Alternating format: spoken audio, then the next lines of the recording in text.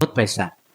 تو میں نے پھر تھوڑی لطیفے کے انداز میں کہا کہ پھر تو بیچارہ خادم ہوگا، گھر میں تیرا خدمت کرنے کا کام سب تیرا ہوگا، کیونکہ مالدار وہ ہے اور تو غریب ہے. تو ایک جملہ کہا جو جملہ سننے سے اور سمجھنے سے تعلق رہتا ہے کہ no I am giving her every month her نفقہ، کہ میں اس کا نفقہ برابر پے کرتا ہوں، تو وہ میرے اوپر رول نہیں کرتی ہے، میں اس کے اوپر رول کرتا ہوں. اب نفقہ لفظ جو ہے، آپ ہمارے معاشرے میں کسی کو پوچھ لیجئے what is the meaning of نفقہ، اور وہ کار ڈرائیور جس کی جہالت کا ہمارے یہاں ہم تصور کر سکتے ہیں کیا لیول ہوگا، لیکن اس کو نفقے کے بارے میں معلومات ہے. میں نے پوچھا کہ ہاؤ یو نو اباؤٹ نفقہ، نفقے کے بارے میں کیسے معلومات ملتی؟ تو پھر اس نے اس کورس کا پورا تعارف سمجھایا کہ اس طرح ہمارے یہاں کورس ہوتا ہے. تو اس کا اندازہ ہوا کہ واقعتاً یہ کورس عملی زندگی سے بہت تعلق رکھتا ہے اور بہت ضروری ہے. لہٰذا آپ جتنے بھی شرکاء ہیں، چاہے مساہمین ہیں، مساہمات ہیں، مستورات میں ہماری بہنیں ہیں، وہ صرف اس کورس کو اسٹڈی کے انداز میں نہ سمجھے، بلکہ میں تو اس سے آگے آپ کو کہوں گا کہ آپ داعی بنیں.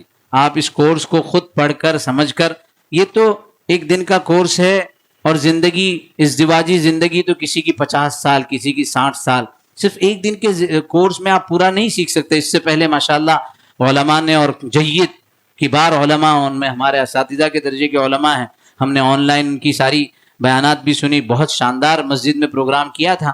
تو ایسا نہیں ہے کہ ایک پروگرام کافی ہے یا آج کا پروگرام کافی ہے، یہ تو آپ کو سلسلہ چلاتے رہنا ہوگا. اس لیے یہ کامیاب ازدواجی رشتے کی تعمیر، یعنی عنوان جو ہے نا، آپ یقین کیجئے 3 گھنٹے ہماری پوری ٹیم بیٹھی تھی اور 3 گھنٹے سوچتے رہی کہ عنوان کیا ہونا چاہیے، کہ عنوان ریلیٹڈ ہونا چاہیے. چونکہ آپ سے پہلے پروگرام ہوئے تھے تو کچھ عناوین اور اس پر پریزنٹیشن ہمارے پاس بنا ہوا تھا، گھریلو جھگڑے، مسائل اور حل، اور الگ الگ عناوین تھے. تو ہم کو یہاں کی مناسبت سے کیا عنوان رکھنا چاہیے، تو یہ عنوان بہت سوچنے کے بعد کامیاب ازدواجی رشتے کی تعمیر. اب تعمیر اس کا پورا مرحلہ سمجھایا جائے گا. یعنی یہ سلسلہ آپ سمجھیں کہ یہ ایسا نہیں ہے کہ یہ آج آپ نے کر لیا اور پھر آپ کا گویا آپ نے پورا سیکھ لیا. اس کو سیکھتے رہنا ہوگا. جب یہ عنوان کے اوپر کوششیں ہم نے شروع کی تھی تو اس کے بعد، یہ تو 2014 کی بات ہے، اس کے بعد ساؤتھ افریقہ جانے کا موقع ہوا. وہاں پورا انہوں نے کاؤنسلنگ سینٹر بنایا ہوا ہے، Islamic help line, Islamic hope line, اور اس طرح سے دوسرے اور ممالک میں، خود سعودی عربیہ میں بھی مودہ کے نام سے بہت شاندار ادارہ ہے، مکمل تربیت کرتا ہے. بلکہ چونکہ سعودی بچوں کے حالات ہم کو پتہ ہے کہ اگر سعودی بچہ گورنمنٹ جاب میں ہے، اور میرے ساتھ میں ہوا، ہم لوگ نے جو کورس کیا تھا تو اس میں ہمارے ساتھ ایک تھا، تو اس نے کہا کہ فین اس کے پروگرام کے بعد کہاں جانا ہے، تو اس نے کہا چلے میں چھوڑ دیتا ہوں آپ لوگوں کو. تو بڑا کہتے ہیں نا بالکل بچہ اور ایک دم مستی کرنے والا، شریر جس کو شاطر کہتے ہیں، اس طرح کا تھا. میں نے کہا تو ادھر کورس میں کیسے آ گیا، کورس نے تجھے اتنا سمجھایا؟ بولے مجھے 10,000 درہم اپنے ریال اپنے ڈپارٹمنٹ سے قرضہ چاہیے. تو ڈپارٹمنٹ نے کہا کہ پہلے کورس کرو، اس کی سرٹیفکیٹ لے کر آؤ تو تم کو قرضہ دیں گے. تو مجھے تعجب ہوا. پھر میں نے مودہ والوں سے کانٹیکٹ کیا تو انہوں نے کہا کہ ہم اسی طریقے سے اسکولز میں، کالجز میں، ہمارے گورنمنٹ کے ڈپارٹمنٹ میں لوگوں کو، بلکہ اس کے اوپر آفرز رکھتے ہیں. تو انشاءاللہ دارالحمد ماشاءاللہ پوری ایک ٹیم ہے. تو یہ ایک پوری تحریک ہے جس تحریک کو لے کر آگے بڑھنا چاہیے. ہم عام طور پر اپنے پروگرام میں شروع کرنے سے پہلے کچھ وضاحتی باتیں، جس کو ڈسکلیمر کہتے ہیں، وہ بتا دیتے ہیں. دیکھیے، پیش کیا جانے والا علمی مواد اسی نشست کے لیے، اونلی فار دس سیشن. اس میں تمام قانونی اور شرعی پہلوؤں کا احاطہ نہیں کیا گیا. ایسا نہ سمجھ لے کہ پوری کتاب النکاح آج پڑھنی ہے. ہمارے مفتی عزیز الرحمان صاحب کے پاس فون آیا کہ مولانا وہ نکاح کا ایک مسئلہ پوچھنا ہے، پھر دوسرا پوچھنا ہے، پھر تیسرا پوچھنا ہے. مفتی صاحب کا تو پارا چڑھ گیا. تو پوری کتاب النکاح فون پر ہی پڑھو گے کیا؟ تو یہ صورتحال نہیں ہے کہ آپ جو ہے پوری کتاب النکاح یہاں پڑھنے والے. اہم باتیں آپ کو بتلائی جائے گی. اور اس مواد کو حتمی دستاویز آپ نہ سمجھے کہ سارا کے سارا ہو گیا، ساری باتیں آ گئی. یہ تو آپ کے ذہن کو تیار کرنا ہے کہ آئندہ زندگی کو آپ کیسے کامیاب بنائیں. کسی حتمی فیصلے کے لیے قانون، یعنی لا کے جو قانون داں ہیں اور شریعت کے واقف کار حضرات جو مفتیان ہیں، علماء ہیں، ان سے مشورہ ضرور کرنا چاہیے. یہاں کے علم کی بنیاد پر آپ اپنا ڈیسیجن لے نہیں سکتے ہیں. آپ کا ایجوکیشن ڈیولپ ہوگا, انفارمیشن ڈیولپ ہوگی, آپ کے لیے بہت سارے راستے ہموار ہوں گے, لیکن آپ اپنا کیا کہتے ہیں کوئی فیصلہ لینا ہو کسی بھی امر پر تو ضرور علماء سے, اہل علم و فضل سے مشورہ کریں. دوسری ایک پوائنٹ ہے کہ اس درمیان کوئی ایسی آراء آ سکتی ہے جس رائے سے آپ کا اتفاق نہ ہو. یہاں پر ماشاءاللہ 30-40 بہنیں ہیں, 25-30 بھائی ہیں, تو ضروری نہیں ہے کہ ہر ایک کا دماغ یا ہر ایک ہماری رائے سے متفق ہو, تو یہ ضروری نہیں ہے. لہذا ہماری اپنی رائے ہے, آپ کی اپنی رائے ہے, کسی رائے سے معارضت, رائے کا کے اندر اختلاف ہونا اور دو رائے ہونا کوئی بری بات نہیں ہے, اس میں معارضت کی کوئی ضرورت نہیں ہے کہ یہ اسی طریقے سے ہونا چاہیے اور اسی پر کرنا چاہیے. تیسری اہم پوائنٹ جو میں نے یہاں کے پروگرام کے لیے خصوصی طور پر لگائی تھی کہ ترغیبی بیانات اور تربیتی کورس دونوں کی اہمیت اور افادیت ہے. یعنی یہ سمجھنا کہ یہ کورس بہت اچھا تھا, بیان میں کچھ نہیں ملا, یا بیان بہت اچھا تھا, ہر ایک کا اپنا ایک محدود دائرہ کار ہے. درس میں, دروس کے اندر مدارس میں پڑھتے ہیں, اسکول کالجز میں پڑھتے ہیں, دروس کی اپنی نوعیت ہے, ورک شاپس کی اپنی نوعیت ہے, سیمینارز کی اپنی نوعیت ہے, بلکہ ان سب کے اندر ٹیکنیکلی تھوڑا سا فرق بھی ہے. ورک شاپ کسے کہتے ہیں, سمپوزیم کسے کہتے ہیں, سیمینار کسی کہتے ہیں, تو یہ ہر ایک کے اپنے اپنے فوائد اپنی اپنی جگہ پر ہے. چوتھی آخری بات ہے کہ ضروری نہیں کہ اس پریزنٹیشن کی ہر بات آپ سے متعلق ہو. بہت ساری باتیں آئے گی, ہو سکتا ہے آپ کے معاشرے میں وہ بات ہوئی نہیں, یا آپ کی زندگی میں, آپ کے گھریلو معاملے میں وہ بات ہوئی نہیں, کیونکہ 25-40 باتیں آئے گی. لیکن اگر ایک بات بھی آپ کی ایسی مل جائے جس سے آپ کو اپنا ایم, اپنی منزل, اپنی ازدواجی زندگی کو کامیاب بنانے کے لیے, آئندہ لاہی عمل مقرر کرنے کے لیے اگر سہولت اور عافیت ہو جائے تو یہ آپ کے لیے بہتر ہے. اور شروع میں تھوڑا سا ہم عناوین بتا دیتے ہیں کہ پہلے نیت پر بات ہوگی, پھر عنوان کا تعارف ہوگا, اس کے بعد یہ سکسیس کیا ہے, what is the meaning of success, اس کے بعد منزل کا تخیل, stages of marital life after marriage, اس کے بعد رفیق حیات کا انتخاب, ممنوعہ رشتے, اس کے بعد جو یہ 6 ٹاپک ہے, نکاح کے بعد ازدواج زندگی کے مراحل اور وہ امور جن میں دونوں میاں بیوی, دونوں زوجین کو توجہ دینی چاہیے, جس میں دونوں کو بچنا چاہیے, جس میں صرف شوہر کو توجہ دینی چاہیے کہ شوہر کو بچنا چاہیے, بیوی کو توجہ دینی چاہیے, بیوی کو بچنا چاہیے, ان کو الگ الگ بیان کیا گیا ہے. اور آخر میں دعا کی اہمیت اور اللہ پر توکل کرنے کے اوپر اس پورے پریزنٹیشن کو ختم کیا گیا. دیکھیے انٹینشن, ابھی میں نام نہیں لوں گا, آپ میں سے کوئی ایک بتائیں جو بتانے کی ہمت رکھتا ہے کہ آپ نکاح کیوں کرنا چاہتے ہیں,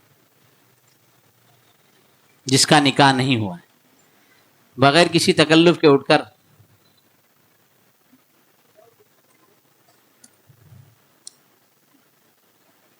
محمد کو دیجیے.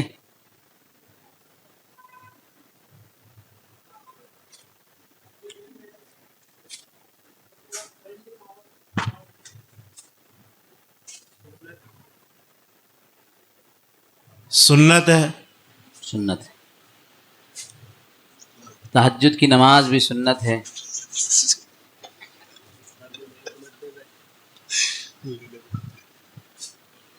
جی, اس کے علاوہ بہت سی سنتیں ایسی ہیں جس پر آپ عمل نہیں کرتے, نکاح کی سنت پر کیوں عمل کرتے؟ چلیے دوسرا سوال, بڑی اچھی اور مزیدار سنت ہے.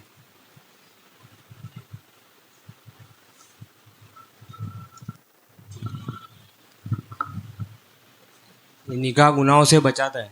نکاح گناہوں سے بچاتا ہے, ماشاءاللہ, بہت اچھی بات. اور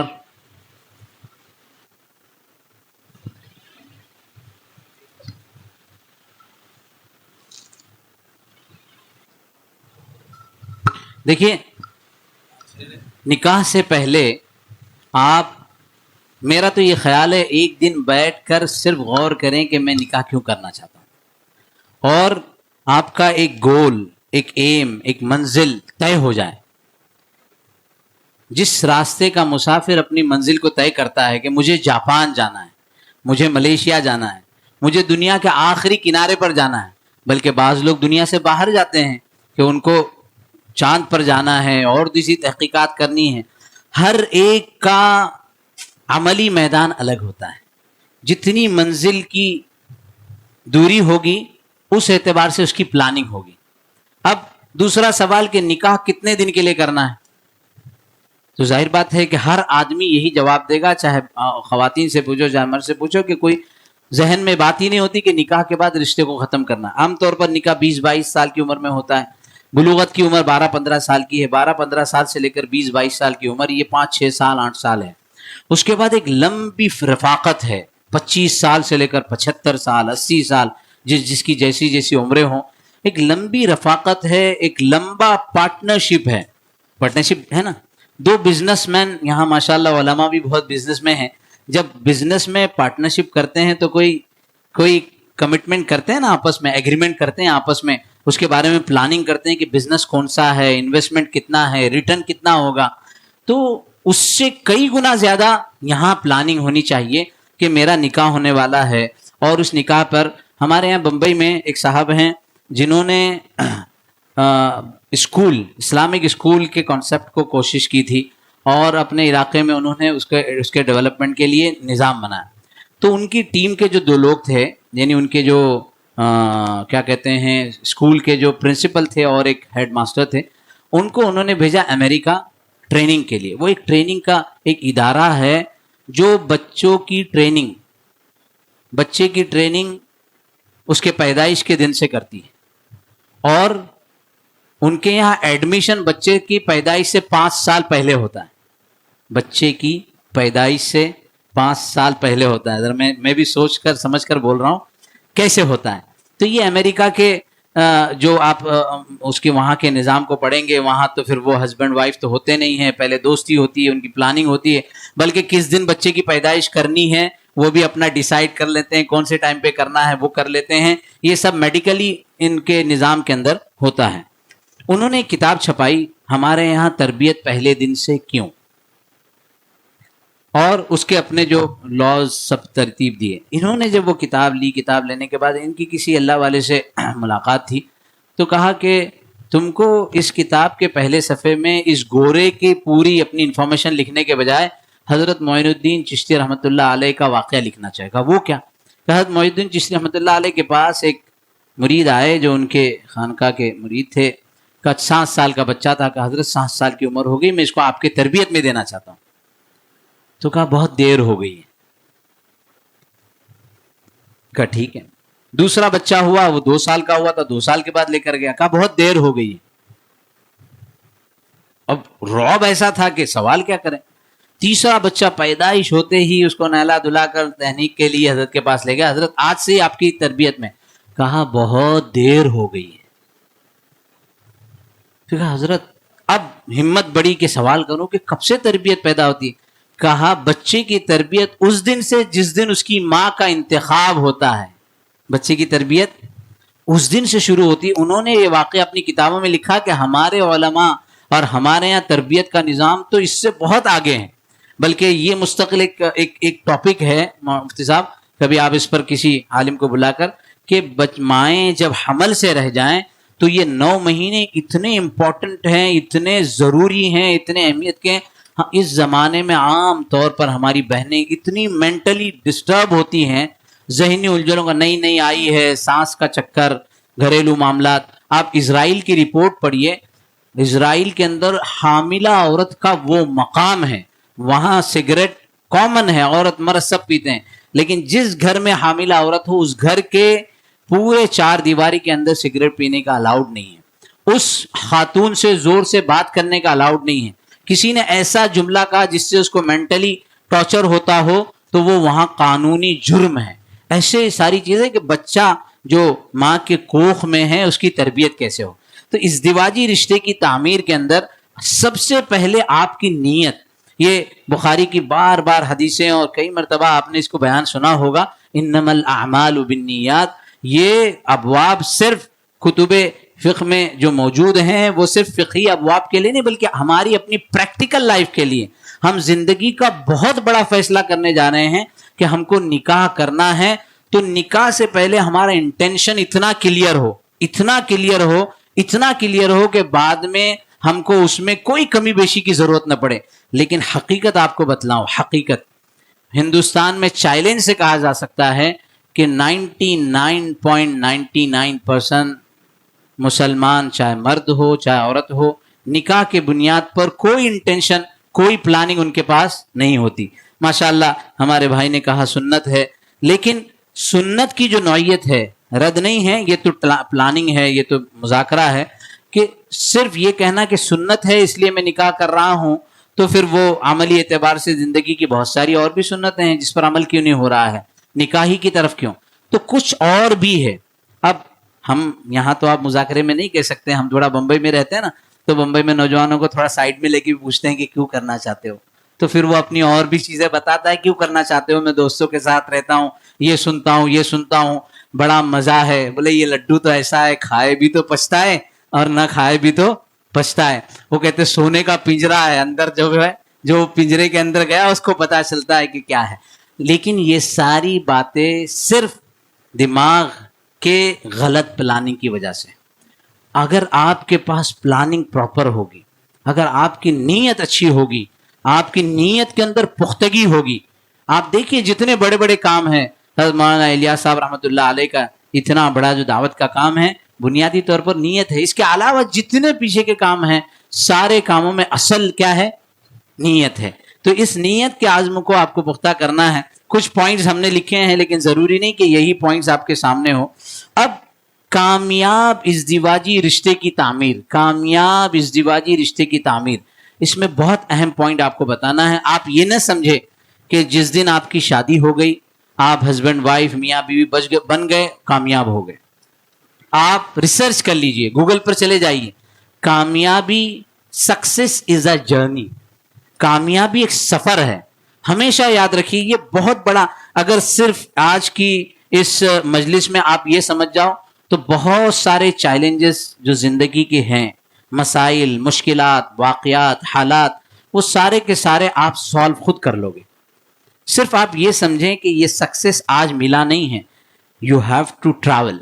اور میاں بیوی دونوں مل کر زندگی کی گاڑی کو چلاتے ہیں.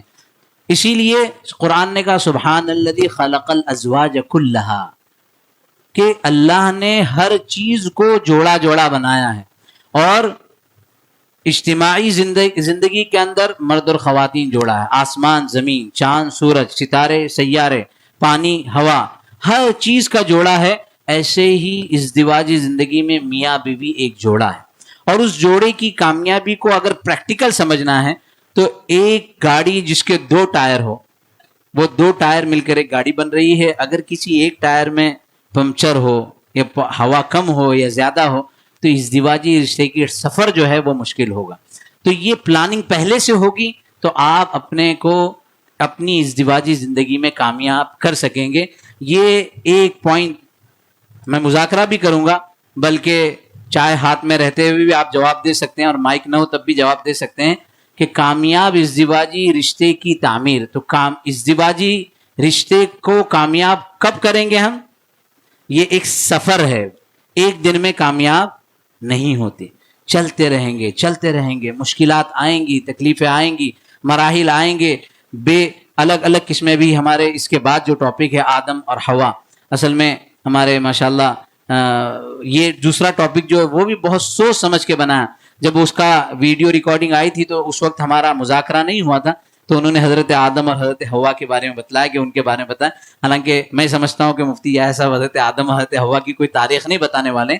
جہاں بمبئی میں حج ہاؤس کے اندر ایک سیریز چلتی ہے, ایک عنوان مجھ سے متعلق ہے تاریخ اسلام, تو اس کا first set, second, third session پورا حضرت آدم اور حضرت حوا پر ہے. تو اگر وہ ٹاپک آپ کو چاہیے تو آپ ادھر سے وہاں ڈاؤن لوڈ کر سکتے ہیں. تو پورا حضرت آدم علیہ الصلوۃ والسلام, دنیا کیسے بنی تھی, کیا نظام تھا. آدم اور حوا میں حضرت آدم اور حضرت حوا کو نہیں بتانا ہے, بلکہ یہاں جو بیٹھے آدم اور یہاں جو بیٹھی حوا ان کو بتلانا ہے.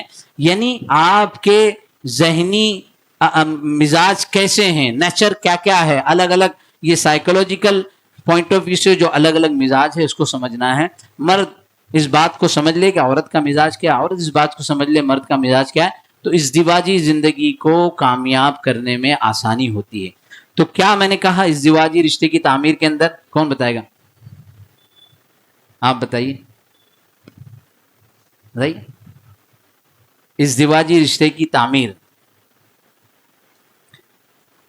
کامیابی بولیے، زور سے بولیے بغیر تکلف کے. کوئی یہاں پر غلطی ہوگی تو نمبر بھی کٹیں گے نہیں آپ کو، اور کوئی تنبیہ بھی نہیں ہوگی. کامیابی، میں ادھر آ کے سنو، ذرا آواز کم ہے جی. ہاں تو اس میں کیا بتایا میں نے؟ وہ نیت کی بات ہو گئی. کامیاب ازدواجی رشتے کی تعمیر، تو اس میں نے بتایا کامیابی ایک سفر ہے. کامیابی کیا ہے؟ ایک سفر ہے. سفر ہے یہ پہلے سے آپ کے ذہن میں ہو تو آپ اس سفر کے اندر جو مراحل آئیں گے، سفر میں آپ نکلتے ہیں صبح کے وقت میں بہت ٹھنڈا ماحول ہوتا ہے، آگے چلتے ہیں تو تھوڑا گرمی ہوتی ہے، کبھی آپ کی گاڑی کی اے سی خراب ہو جاتی ہے، بہت پرابلم ہو جاتا ہے. تو کیا گاڑی کی اے سی خراب ہونے کے بعد گاڑی کو ایک طرف لگا کے چھوڑ کے چل دیتے ہیں؟ نہیں کرتے نا. بولے ابھی اس کو سنبھالنا ہے کہ بھائی ٹھیک ہے، تھوڑا کانچ کو نیچے کر لیں، گلاسز دیکھ لیں، اسپیڈ کو کم کر لیں، بہت اسپیڈ سے نہیں چل سکتے. بنانے والا کوئی مل جائے گا، کوئی مفتی طاہر جیسا عالم مل جائے گا تو اس سے معلومات لے لیں گے کہ بھئی یہ ازدواجی رشتے کا جو سفر ہے اس میں تھوڑی سی ڈیفیکلٹی آ رہی ہے، کیا کرنا چاہیے. پہلے ہی مرحلے پر آپ نے اس کو درست کر لیا تو آپ کے لیے معاملہ آسان ہوگا. عام طور پر دوسرا پوائنٹ، یہ پوائنٹس آپ لکھیے، اس لیے آپ کو جو وہ پیرز دیے گئے ہیں وہ اسی لیے دیے گئے. دوسرا بہت اہم پوائنٹ ہے کہ اگر آپ اپنے مشکلات کو پہلے ہی مرحلے میں حل کر لیں، فرسٹ اسٹیپ میں اس کا حل نکال لیں تو آپ کے لیے زیادہ سہولت ہے. ہر چیز کے اندر آپ کے گھر میں کوئی اے سی نہیں چل رہا ہے، آپ نے بہت دن تک اس کو چھوڑے رکھا تو مسائل زیادہ خراب ہوں گے. دنیا کی ہر چیز جس کو بہت جلدی سے اگر آپ اس کی ترتیب بنا لیں تو وہ سہولت ہوتی ہے. ایسے ہی ازدواجی رشتے کے اندر بھی یہ صورتحال آپ کے سامنے ہونا چاہیے. تو یہ آپ کو عنوان سمجھانا ہے کہ کامیاب ازدواجی رشتے کی تعمیر. اب میں نے ایک بات بتایا، کامیاب آپ کو سمجھا دیا کہ کامیابی یہ ایک دن کا مرحلہ نہیں ہے، کامیابی ایک سفر ہے. جب سفر ہے آپ اپنے ذہن میں رکھ لیں تو آپ کا پہلا مرحلہ، جس کو انگلش لینگویج میں ہنی مون پیریڈ کہتے ہیں، ہنی مون اسٹیج کہتے ہیں، اور عربی میں کہتے ہیں شہر العسل. اردو میں ابھی تک کوئی اچھا لفظ اس کے لیے مجھے ملا نہیں. شہر العسل، شہر العسل. اب ماشاءاللہ علماء جو ہیں اس کی تعریف کریں گے. عسل کہتے ہیں شہد کو، تو شہد والا مہینہ. تو یہ پہلا مہینہ جو ہے نا بہت شہد والا ہوتا ہے، تو اس میں تو کچھ سمجھ میں نہیں آتا، اور اس کے بعد پھر وہ شہد کی چاشنی تھوڑی سی فرق ہونے لگتی ہے، اور اس کے پاس پہلے سے پلاننگ نہیں ہوتی ہے. تو پھر آپ کو پہلے ہی پتا ہو کہ نہیں یہ سفر ہے، سفر کے مراحل ہے. صبح کی ٹھنڈک کے بعد دوپہر کی گرمی بھی آئے گی، دوپہر کی گرمی کو برداشت کروں گا تو شام کی ٹھنڈک بھی اور رات کا سکون بھی ملے گا.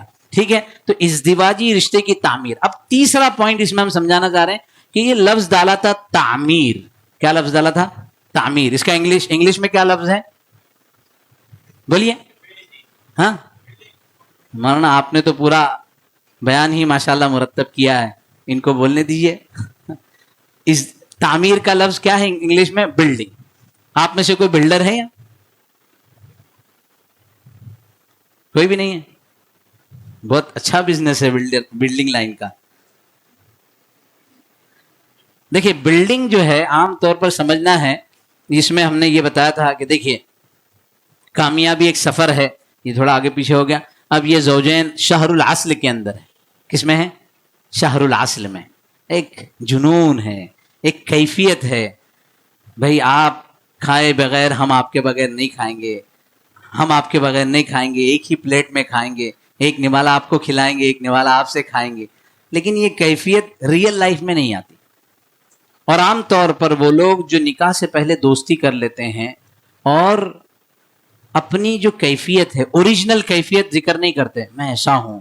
ہمارے یہاں ماشاءاللہ جامع مسجد میں اسلام قبول کرنے والوں کو سرٹیفکیٹ دیا جاتا ہے، تو 90% لوگ جو ہے وہ تعلقات کی بنیاد پر آتے ہیں. تو ہم عام طور پر ان کو سمجھاتے ہیں کہ دیکھو یہ عبد الرحمن ہے اور یہ ریشما تھی جو ابھی عائشہ بن رہی ہے. تو ابھی تک تو تم دونوں نے اپنے اوریجنل لائف کو نہیں دیکھا ہے، ریئل پوزیشن کو نہیں دیکھا. کیونکہ عبد الرحمن ہمیشہ میں تو ایسا ہوں، اور بمبئی والا تو پھر بمبئی والا ہو تو ایک دم ایکٹنگ میں میرے اتنے اکاؤنٹس ہیں اور میرے پاس یہ پروفٹ ہے اور میرا یہ بزنس ہے اور یہ ہے وہ ہے. وہ سارے اپنے اوصاف گناتا ہے، پھر لڑکی تو وہ بھی تو کچھ کم نہیں ہے, وہ بھی اپنے محاسن اچھائیاں گناتی. اب اچھائیاں گنانے کے بعد عام طور پر آپ کے ذہن میں, دیکھیں انسانی مزاج ہے کہ جب اچھائیاں گنانے کے بعد آپ کے ذہن میں ایک تخیل قائم ہوتا ہے, ایسی ہوگی, ایسی ہوگی, ایسی ہوگی, ایسی ہوگی, لڑکا ایسا ہے, ایسا ہے, ایسا ہے, ایسا ہے. لیکن حقیقی زندگی تو جب ساتھ میں رہنے لگتے ہیں, ارے یہ تو ایسا کہتا تھا, میں تو ایسا دل والا ہوں, ایک کریڈٹ کارڈ تیرے لیے, جب چاہے جتنا چاہے خرچہ کر. کریڈٹ کارڈ دیا, ایک جو ہے لمٹ ایکسیس ہو گئی, دوسری لمٹ کے بعد ارے اب تو اس کے اوپر کچھ خرید نہیں سکتے, کارڈ ہے خالی, اس کا پیسے کا استعمال نہیں ہے. تو یہ صورتیں جو ہے نا ریئل لائف سے متعلق نہیں ہوتی ہے. اب ریئل لائف کے اندر آپ کو ایک گول طے کرنا ہوگا, اور یہ آپ کے اوپر ہے, اس کو میں پوچھوں گا نہیں. ابھی اس شخص کو اتنی اونچائی پر جانا ہے, کچھ حد تک راستہ بنا ہوا ہے, اس کے بعد راستہ بھی نہیں بنا ہوا ہے. اب آپ کو خود یہ طے کرنا ہے, جو میں نے انٹینشن کی بات کی تھی, آپ کو جو میں نے انٹینشن کا پوچھا تھا, سنت ہے یقیناً سر آنکھوں پر, اور بھی چیزیں ہم ذکر کریں گے وہ, لیکن آپ کی نیت کیا ہے, آپ اپنی ازدواجی زندگی سے کیا چاہتے ہیں, کیسا بچہ آپ پیدا کرنا چاہتے ہیں. صلاح الدین ایوبی جیسا بچہ کہ جو 7 سال کی عمر میں بچوں کے ساتھ کھیل نہیں رہا, ایک جگہ کھڑا ہے. کسی بزرگ نے جو گزر رہے تھے یہ خیال کیا کہ کھڑے ہو کر رو رہا ہے, تو کہا کہ میں اس کی کھیلنے کی درخواست کر لیتا ہوں. کہا بیٹا تم کیوں رو رہے ہو, میں ان سے کہہ دیتا ہوں تم کو بھی کھلائیں گے. کہا چچا میں اس لیے نہیں رو رہا ہوں, میں اس لیے رو رہا ہوں کہ بچے اپنا وقت ضائع کر رہے ہیں. چچا پریشان ہو گئے کہ بھئی یہ کون ہے اور تم کیا کرنا چاہتے ہو, تم اپنا بڑے ہو کر کیا کرنا چاہتے ہو. صلاح الدین 7 سال کی عمر میں کہتا ہے کہ چچا میں تو بیت المقدس فتح کرنا چاہتا ہوں, بیت المقدس یروشلم کسی اور کے ہاتھ میں ہو اور میں بچوں کے ساتھ کھیلوں.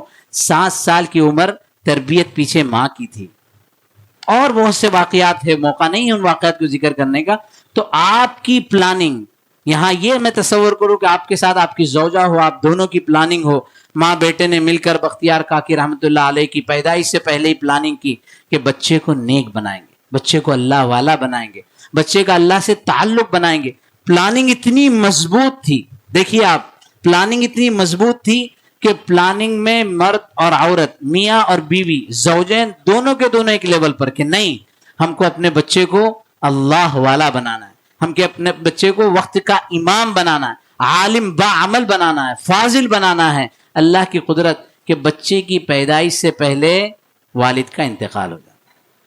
نیت تھی, پریکٹیکل لائف میں باپ ساتھ میں نہیں ہے, لیکن ماں کے اندر وہ عزم پیدا کر دیا تھا کہ بچے کو جیسے اس کا شعور بیدار ہوا اس کو مدرسے بھیجا, اور پیچھے سے پلاننگ شروع کہ مدرسے گیا ہے, مدرسے سے واپس آئے گا تو اس کو بھوک لگے گی, کھانا مانگے گا. اب انہوں نے پلاننگ کر لی, جیسے بچہ مدرسے سے آیا, کاکی کاک اس زبان میں, پنجابی زبان میں کیک اور روٹی کو کہتے ہیں. کہا اماں روٹی, تو کہا تو اللہ سے مانگو. کم مجھے چچا کو, والد تو نہیں تھے, چچا کو بھی اللہ کون دیتا ہے, اللہ دیتے ہیں. ماموں کو کون دیتا ہے, اللہ دیتے ہیں. آپ کو کون دیتا ہے, اللہ دیتے ہیں. مصلی بچھاؤ, اللہ سے مانگو. اب وہ بچہ 2 رکعت نماز پڑھتا ہے ٹوٹے پوٹے ہاتھ سے, اللہ مجھے بھوک لگی ہے, کھانا دے دیجئے. ماں نے کھانا روٹی بنا کر ایک جگہ رکھی, تلاش کر لو. تلاش کی تو اس کو کھٹیا کے نیچے مل گئی. اب دوسرے دن اماں روٹی, کا اللہ سے مانگو. 3 دن, 4 دن, 5 دن, اب بچہ روٹین پر آ گیا. اس کے بعد امی سے بات کرنے کی ضرورت ہی نہیں, گھر آوے مصلی بچھائے روٹی, مصلی بچھائے روٹی. 8 مہینے اہل اللہ نے لکھا ہے یہی سلسلہ چلتا رہا. 8 مہینے کے بعد, اس زمانے میں گھڑی کا تو کوئی نظام تھا نہیں, ماں گئی تھی کسی پروگرام کے اندر اور وہاں سے واپس آنے میں تاخیر ہو گئی. بچہ مدرسے سے گھر آنے کا وقت ہو گیا. جب وہ عورتوں کا پروگرام ختم ہوا, عام طور پر ماشاءاللہ ہماری عورتوں کے پروگرام عام طور پر طویل ہوتے ہیں, اس میں بھی یہ پریکٹس میں آئے گی آپ کو کہ آپ اپنے ٹائم مینجمنٹ کا بڑا فکر کریں, کہ اپنے وقت کی اہمیت کو سمجھیں. بہرحال اللہ والی تھی, لیکن ساری خواتین ہیں, جمع ہیں, وہ پروگرام میں دیر ہو گئی, وہاں سے نکلی, سورج اوپر, کہا ابھی تو بچہ گھر آ گیا ہوگا. اب وہ کیفیت طاری ہوگی کہ میں نے 8 مہینے سے جو یقین بنایا ہے وہ کیا ہوگا, آج وہ نماز پڑھے گا, اللہ تجھ سے کھانا مانگے گا. روتی دھوتی گھر آئی, دیکھا بچہ تو کھٹیا پہ سو رہا ہے. ایسا خیال کیا کہ شاید بھوک کی وجہ سے سو گیا, مجھے دیکھے بغیر فوراً روٹی بنا ایک جگہ رکھی اور بیٹے کو اٹھایا. کہا بیٹا کھانا, کہا اماں میں نے تو کھانا کھا لیا. اچھا وہ کیسے, کہا میں نے ایسے روز کے معمول کے مطابق نماز پڑھی اور دعا کی اور مجھے کھانا مل گیا, لیکن اماں ایک عجیب بات ہے، آج کے کھانے میں جو مزہ تھا آج سے پہلے وہ مزہ مجھے کبھی نہیں آیا۔ تربیت اپنے ذہن کو اتنا مضبوط کر لیں اور اتنی اچھی پلاننگ ڈیولپ کر لیں کہ اس کے بعد آپ کے لیے اگلی منزلیں آسان ہو جائیں۔ تو یہ منزل کا تخیل آپ کے سامنے ہونا چاہیے۔ ویژن، ہر کمپنی کے اندر آپ دیکھیں گے مشن اینڈ ویژن، کس راستے سے چلنا ہے وہ مشن کہلاتا ہے، اور کس ڈسٹینیشن پر پہنچنا ہے وہ ویژن کہلاتا ہے۔ یہ جتنے پلاننگ ہوتی ہے، چاہے وہ بلڈنگ کا پلاننگ ہو، اسی لیے ہم نے ازدواجی رشتے کی تعمیر رکھی کہ ازدواجی رشتہ اس کی تعمیر ہوتی ہے، ڈیولپ ہوتا ہے، آہستہ آہستہ وہ آگے بڑھتا ہے۔ آرٹسٹ ہے وہ پہلے پوری پلاننگ کرتا ہے اور اس پلاننگ کے بعد اس پلاننگ کو وہ نظام العمل میں لاتا ہے۔ دیکھیے یہ گھر بن رہا ہے، پہلے اس کا ڈیولپ، اس کا خاکہ بنا، اس کے بعد اس کی بنیادیں بنی، اس کے بعد اس کے کمرے، پھر وہ ساری چیزیں۔ آپ کو یہ 1 منٹ کا ویڈیو ہے، 1 منٹ میں آپ نے دیکھا، ایسا گھر کون کون بنانا چاہتا ہے؟ کوئی بھی نہیں، ہمت ہی نہیں ہے، ہاں کسی کو نہیں بنانا ایسا گھر۔ آپ کو بنا ہاتھ اوپر کے زور سے ایسا، میں تو کہوں پٹھان جب بولتے نا بولے دونوں ہاتھ سے مجھے بنانا ہے، نیت آپ کی پختہ ہو تو بنائیں گے۔ کس کو بنانا ہے؟ بنانا ہے نا، ماشاء اللہ، اس کے لیے محنت کرنا پڑے گی۔ تو جس طریقے سے یہ گھر کے ڈیولپمنٹ کے لیے آپ کو محنت کرنا ہے، اس سے کئی گنا زیادہ آپ کو ازدواجی رشتے کو بنانے کے لیے، ازدواجی رشتے کو ڈیولپ کرنے کے لیے، اپنا گھر مرتب کرنے کے لیے بنانا ہوگا۔ اب اس میں سب سے پہلا جو عنوان ہوتا ہے رفیق حیات کا انتخاب۔ وقت بہت کم ہے، اصل میں یہ پروگرام، یہ ورکشاپ 2 دن کا ہوتا ہے، لیکن میں اب تھوڑا سا اختصار کے ساتھ آگے چلوں گا کہ دیکھیے یہاں یہ کیا ہے، یہ لباس کون سا ہے؟ یہ لباس کون سے نظر آ رہا ہے کہ محمد؟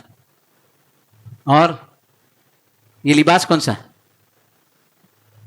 نہیں، یہ کیا ہے؟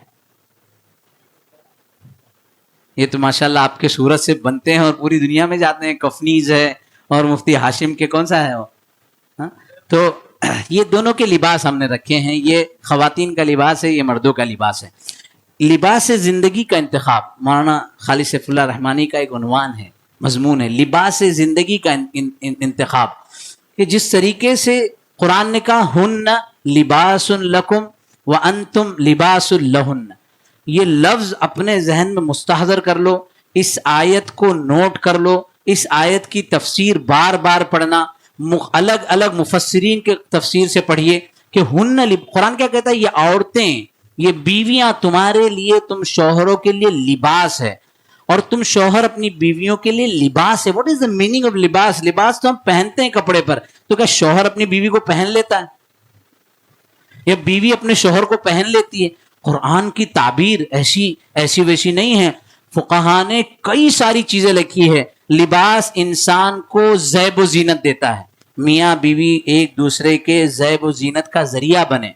لباس انسان کے عیوب چھپاتا ہے، بے لباس کو انسان آ جائے تو، اور اسی طرح میاں بیوی دونوں ایک دوسرے کے عیوب کو چھپائے۔ گرمی اور سردی کا لباس الگ ہوتا ہے حالات کے اعتبار سے، جب پیسوں کی گرمی ہو تو حالات مختلف ہوتے ہیں، جب دھندا مندہ ہو، نوٹ بندی کا مسئلہ ہو تو پیسے اور نوعیت الگ ہوتی ہے۔ یہ لباس کے اندر اتنی ساری تعبیرات ہے، صرف اس ایک آیت پر پورا بیان ہو سکتا ہے۔ یہ موضوعات میں انشاءاللہ مفتی طاہر صاحب کو دیتا رہتا ہوں، مفتی طاہر صاحب انشاءاللہ اس موضوعات پر کہیں گے۔ ہن لباس لکم، اور آپ سے درخواست یہ ہے کہ آپ ان آیتوں کو یاد کر لیں۔ چند آیتیں ہیں، ایک تو سورہ روم کی آیت نمبر 21 ہے، وَمِنْ آيَاتِهِ أَنْ خَلَقَ لَكُم مِّنْ أَنفُسِكُمْ أَزْوَاجًا لِتَسْكُنُوا إِلَيْهَا، اس آیت کو آپ یاد کر لیں۔ دوسری سورہ فرقان کی ہے، آیت نمبر 27 سے غالباً آئے گی، وَالَّذِينَ يَقُولُونَ رَبَّنَا هَبْ لَنَا مِنْ أَزْوَاجِنَا وَذُرِّيَّاتِنَا قُرَّةَ أَعْيُنٍ، یہ آیت آپ یاد کر لیں۔ اسی طرح ہن لباس لکم وانتم لباس لہن۔ بہرحال ہمارا ایک پروگرام وہ بچیوں کے مستورات کے بچیوں کے مدرسے میں ہوا تھا، تو مفتی رفیق صاحب کے ہیں، تو مفتی صاحب نے تو اسی مجلس میں وہ یاد کروائی سب کو کہ بھئی 4 آیتیں اور 2 حدیثیں کم سے کم ہماری بہنوں کو اور ہمارے بھائیوں کو ازدواجی زندگی سے پہلے یاد ہونی چاہیے۔ تو رفیق حیات کا انتخاب، اور آپ یہ نہیں سمجھے کہ رفیق حیات میں صرف زوجات آتی ہیں، صرف بہنیں آتی ہیں، بلکہ لڑکیوں کی طرف سے لڑکے کا انتخاب اور لڑکے کی طرف سے لڑکی کا انتخاب یہ بہت اہم انتخاب ہے، اور اس انتخاب کی بنیاد پر آپ کی ازدواجی زندگی مرتب ہوتی ہے۔ دیکھیے اس کے بعد انتخاب میں کچھ چیزیں منع ہیں، ممنوعہ رشتے جسے کہتے ہیں، اس کی تفصیلات مختصر میں بیان کرتے ہیں کہ ممانعات یعنی خونی رشتہ ہو تو خونی رشتے میں نکاح نہیں ہو سکتے ہیں، مصاہرت سسرالی رشتے ہوں، رضاعت کہ یہ دیکھ لیا جائے کتنے نکاح۔ ہمارے دارالفتہ میں سوال آیا 5 سال کے بعد اولاد بھی ہو گئی ہے، پتہ چلا کہ میاں بیوی دونوں رضائی بھائی بہن ہیں، کہ دونوں نے والدہ حج پر چلی گئی تھی، ان کو یہاں چھوڑ گئی تھی گاؤں میں، انہوں نے ان کا ہی دودھ پیا تھا، اب دونوں نے آپس میں دودھ پیا ہے، اب دونوں کا رشتہ درست نہیں ہو سکتا۔ اس کی تحقیق پہلے ہونی چاہیے۔ اس کے علاوہ یہ تو خیر مسائل کے اعتبار سے جیسے بتایا، ہم جنس آج کل ہم جنس کا قانون ہمارے ملک نے بھی گویا پاس کر دیا ہے، اس کی تو گنجائش خیر ہمارے معاشرے میں ہے ہی نہیں، مطلقہ طلاق ثلاثہ ہو چکی ہو، تو اس طرح سے جو احکامات ہیں اس کی فکر کرنی چاہیے۔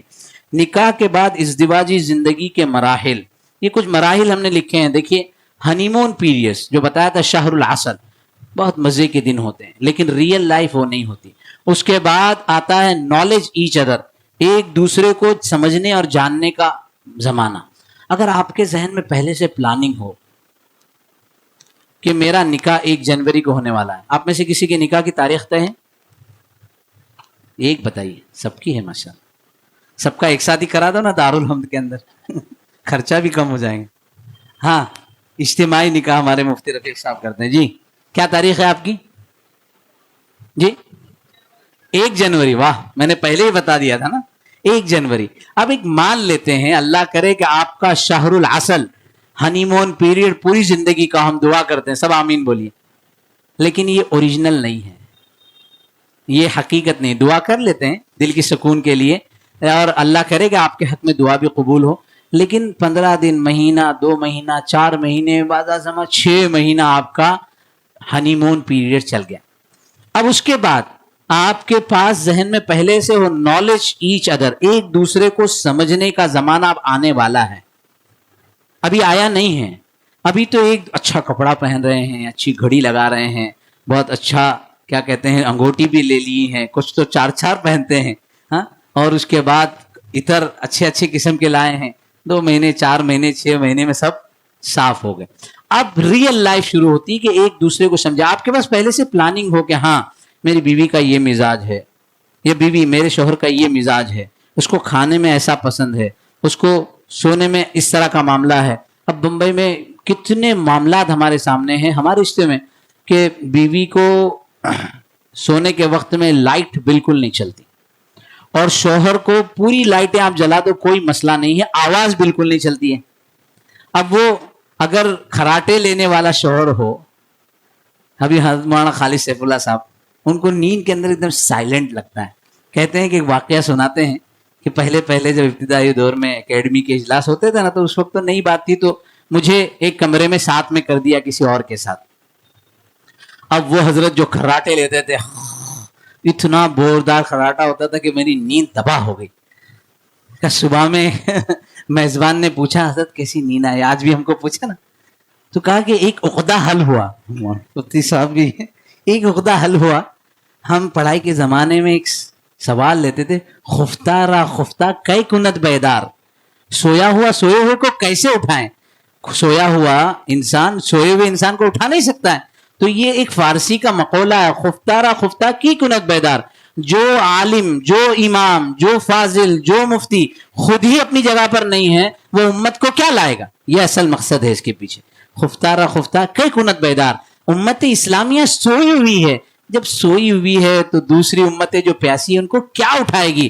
عرب شیر ہیں، شیر، جنہوں نے آدھی دنیا پر اب ایسی حکومت کی ہے، شاندار حکومت، کہ بھیڑ اور بکری ساتھ میں پیتے تھے لیکن سوئے ہوئے ہیں۔ تو خفتارہ خفتہ کی کنت بیدار، سویا ہوا سوئے ہوئے کو کیسے اٹھائے؟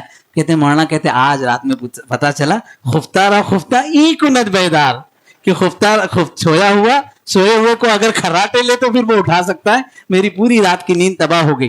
اب اگر آپ کو پتا چل جائے پہلے دن سے ہی کہ میری زوجہ کو لائٹ کا مسئلہ ہے، میں اپنی ریئل بتاتا ہوں، آج بھی میرا معاملہ کہ مجھے اندھیرا کی ضرورت ہوتی ہے، ہماری اہلیہ کو بالکل حبس ہوتا ہے، پورا اندھیرا ہو گیا، میری نیند خراب ہو جائے گی. 15 سال ہو گئے, اس کی بھی نیند خراب, میری بھی نیند خراب. لیکن انڈرسٹینڈنگ ہو گئی ہے, each other, knowledge each other. اگر انڈرسٹینڈنگ نہیں ہوگی, بھائی تیرے کو رہنا ہے تو رہے, نہیں رہنا تو اپنے گھر پر جا. اتنی سی بات پر مجھے گھر پر جانے کی بات کر, امی کو فون لگا, یہ تو بس گھر پر جانے کی بات, ہاں آ جا تو آ جا, ہو گیا معاملہ خراب. چھوٹی چھوٹی حضرت پیر صاحب کی کتاب ہیں, اس پر کتابیں ہیں, ان کتابوں کو آپ پڑھیے, چھوٹی چھوٹی بات پر معاملہ ختم ہو جاتا ہے. تو نالج ایچ ادر جو ہے نا, یہ بہت اہم ہے کہ آپ ایک دوسرے کو پہنچائیں. اس کے بعد تیسرا مرحلہ جو ہے وہ رسپانسبلٹیز, ذمہ داریوں کا ہے. ذمہ داریاں عام طور پر پہلے دن سے نہیں آتی ہیں. عام طور پر ذمہ داری تو بچے کی ولادت کے بعد آتی. مجھے یاد ہے میرے پہلے بیٹے کی ولادت رات میں 2 بجے ہوئی, اور اہلیہ تو ہاسپٹل میں ہے. اب مجھے جو ہے پوری رات جو ہے اس کو لے کر سہلانا پڑا اور اس کو سلانا پڑا. جو بھی صورتحال ہے, احساس پیدا ہوا اس وقت بمبئی میں, چونکہ وہ حبیب نور ہاسپٹل اور اس کے آس پاس لوگ اپنا سر کے اوپر جو رکھتے ہیں, کیا کہتے ہیں اس کو, پارٹی والے, وہ پارٹی والے اسی پارٹی میں سوتے ہیں رات میں. مجھے اتنا احساس ہوا, میں نے کہا راتوں میں ہم نے گھوم کر کبھی ان کے حال کو دیکھا بھی نہیں ہے کہ کس طرح رہتے ہیں. جو حالت بچے کی پیدائش کے دن میں پورا, چونکہ ایسی کیفیت بھی تھی, نیند کہاں, تو اس وقت وہاں پورا جب دوا لانے جانا ہے یا کوئی اور ضرورت ہے, تو وہاں کے لوگوں کے جو حالات اور ان حالات کا جائزہ, اصل جائزہ تو آپ کے اپنے کرنے سے ہوتا ہے. تو مسئولیت, کلکم راعٍ وکلکم مسئول عن رعیتہ والمرأۃ. پہلا باب, بولیے, پہلا باب زوجین, میاں بیوی دونوں کو جو کام کرنے ہیں, دونوں کو جو کام کرنے ہیں. دوسرا باب دونوں کو جن کاموں سے بچنا ہے, ٹھیک ہے. تیسرا باب صرف شوہر کو جو کام کرنے ہیں. چوتھا باب شوہر کو جن کاموں سے بچنا ہے. پانچواں یہ ہے, یہ پانچواں, ہاں, جو بیوی کو کرنا ہے. مولانا ماشاءاللہ خود عملی طور پر زندگی گزار چکے ہیں اور اس کے باوجود اتنے استحضار کے ساتھ بیٹھے ہیں. آپ کی آواز کیوں نہیں آ رہی ہے؟ چھٹا باب جن کاموں سے بیوی کو بچنا ہے. تو آپ کیا سوچتے ہیں کون سا باب پہلا ہونا چاہیے جس سے عورت کو بچنا چاہیے؟ شوہر کو جن چیزوں سے بچنا چاہیے. آپ کی کیا رائے؟ دونوں کو کیا چیزیں پہلے کرنی چاہیے, آپ کی کیا رائے؟ بولیے بغیر تکلف کے, زور سے. دونوں کو جو چیزیں پہلی کرنی چاہیے, آپ دونوں کو جو چیزیں پہلی کرنی چاہیے, ٹھیک ہے. دونوں کو دیکھیے, یہ بات سمجھیے گا, اس لیے کہ کچھ چیزیں ایسی ہیں جس میں دونوں کو ساتھ میں مل جل کے کرنا ہے. یعنی وہ بیماری یا وہ تکلیف یا وہ پرابلم یا وہ مسئلہ یا وہ مشکل دونوں کے ساتھ پیش آ سکتی ہے. کبھی ادھر بھی ہو سکتی ہے, کبھی ادھر بھی ہو سکتی ہے. کچھ اجتناب کی باتیں ایسی ہے جس سے اس کو بھی بچنا چاہیے, اس کو بھی بچنا چاہیے. کچھ باتیں ایسی ہے جو شوہر کے ساتھ مخصوص ہیں, کچھ باتیں ایسی ہے جو بیویوں کے ساتھ مخصوص ہے. اب یہ جو باب ہے اس کا ایک ایک پوائنٹ, یعنی آپ یقین کریں اگر مفتی طاہر صاحب جمعہ کے خطبے کی ایک سیریز بنا لیں تو یہ جتنے ابواب آئیں گے ہر باب ایک سیریز بن سکتی ہے. ہر باب پر قرآنی آیات, احادیث, بلکہ میں نے اپنے ساتھیوں میں سے کہا بھی تھا کہ آپ کسی ایک کو مکلف کر دیں. وہ عبید بھائی کہاں ہیں؟ ان کو ٹیبل ویبل دیتے, ذرا شاہی انداز میں بٹھاتے تو وہ کچھ جو کرتے. جی جی. تو یہ تھا کہ ان ابواب پر, اچھا آپ جب سن رہے ہیں نا تو بہت ساری چیزیں آپ کو ریئلائز ہوتی ہے, آپ کے ذہن میں آتی ہے, وہ بعد میں آپ کو پھر ریکلیکٹ نہیں ہو پاتی. تو اسی لیے اس کو آپ اس وقت محفوظ کر سکتے ہیں. بہرحال اب اس کے اندر بہت ڈیٹیل میں ہم نہیں جا پائیں گے, کیونکہ اگر ڈیٹیل میں جائیں گے تو ورکشاپ 3 دن کا کرنا پڑے گا. تیار ہے؟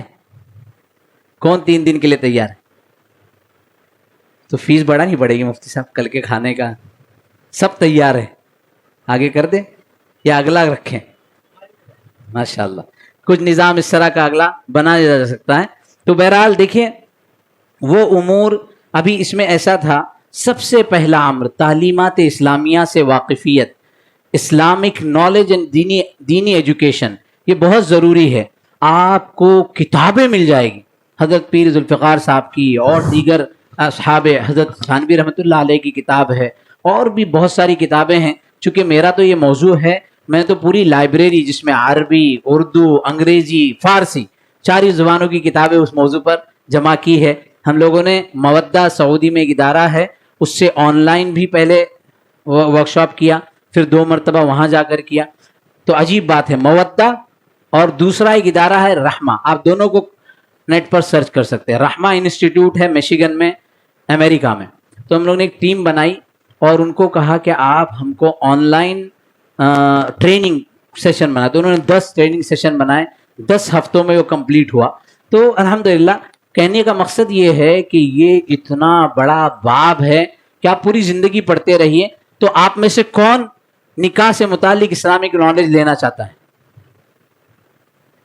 بہت ضروری ہے. بہنیں ہماری ہاتھ نہیں اٹھاتی ہیں، کوئی بات نہیں. ہمارے یہاں بمبئی میں تو یہ ہے، چونکہ ہم جب بچیوں کے مدرسے میں تھے تو اس میں بھی یہ تھا کہ انٹریکشن اس معنی کر کے کہ آپ کا آنسر یا آپ کا دلچسپی اس موضوع سے مناسبت سے سمجھ میں آئے.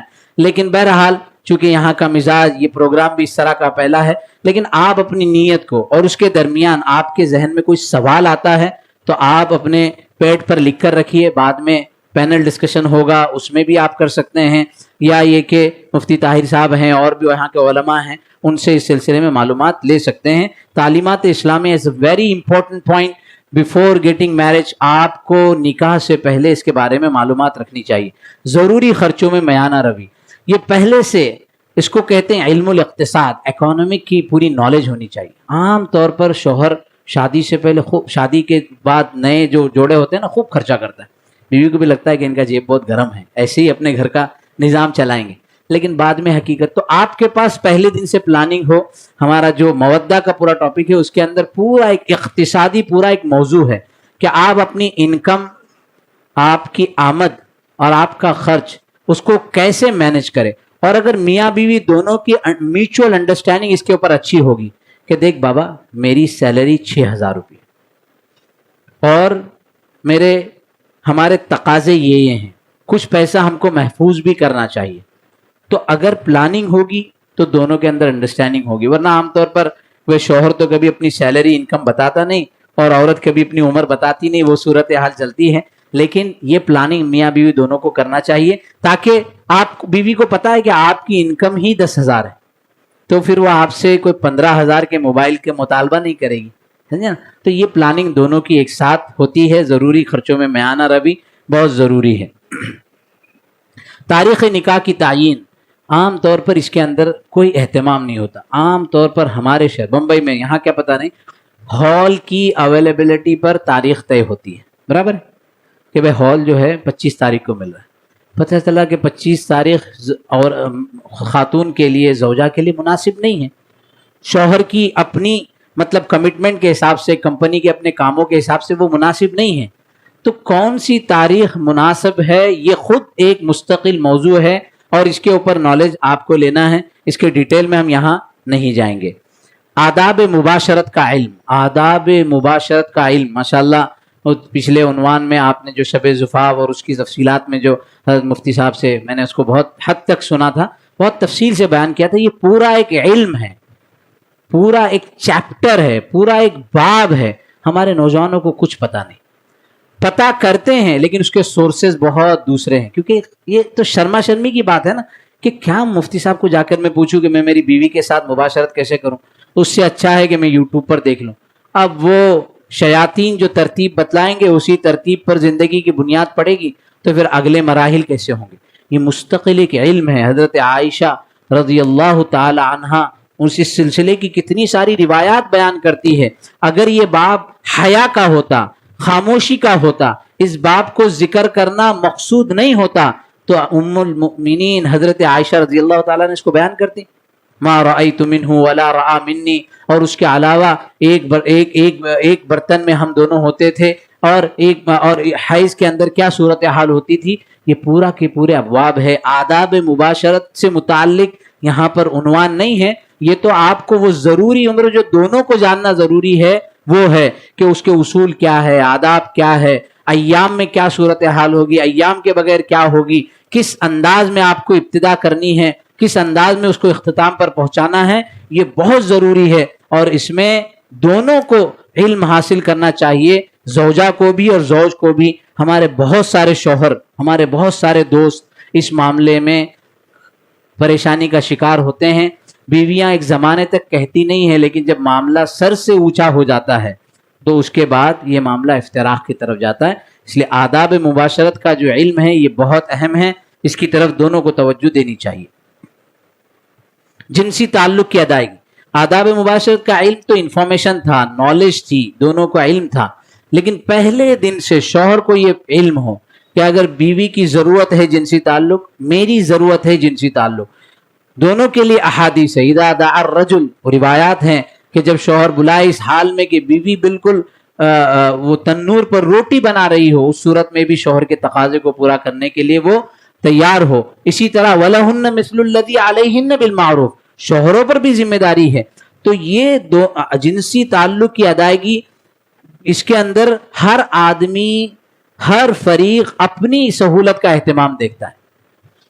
حالانکہ دونوں طرفہ اس نظام کو دیکھنا چاہیے کہ فریق مخالف کا کیا معاملہ ہے، شوہر کا کیا معاملہ ہے یا بیوی کا کیا معاملہ ہے، اور اس سلسلے میں پہلے سے ذہن بالکل یہ ہو کہ بھئی یہ ایک ایسا تقاضا ہے.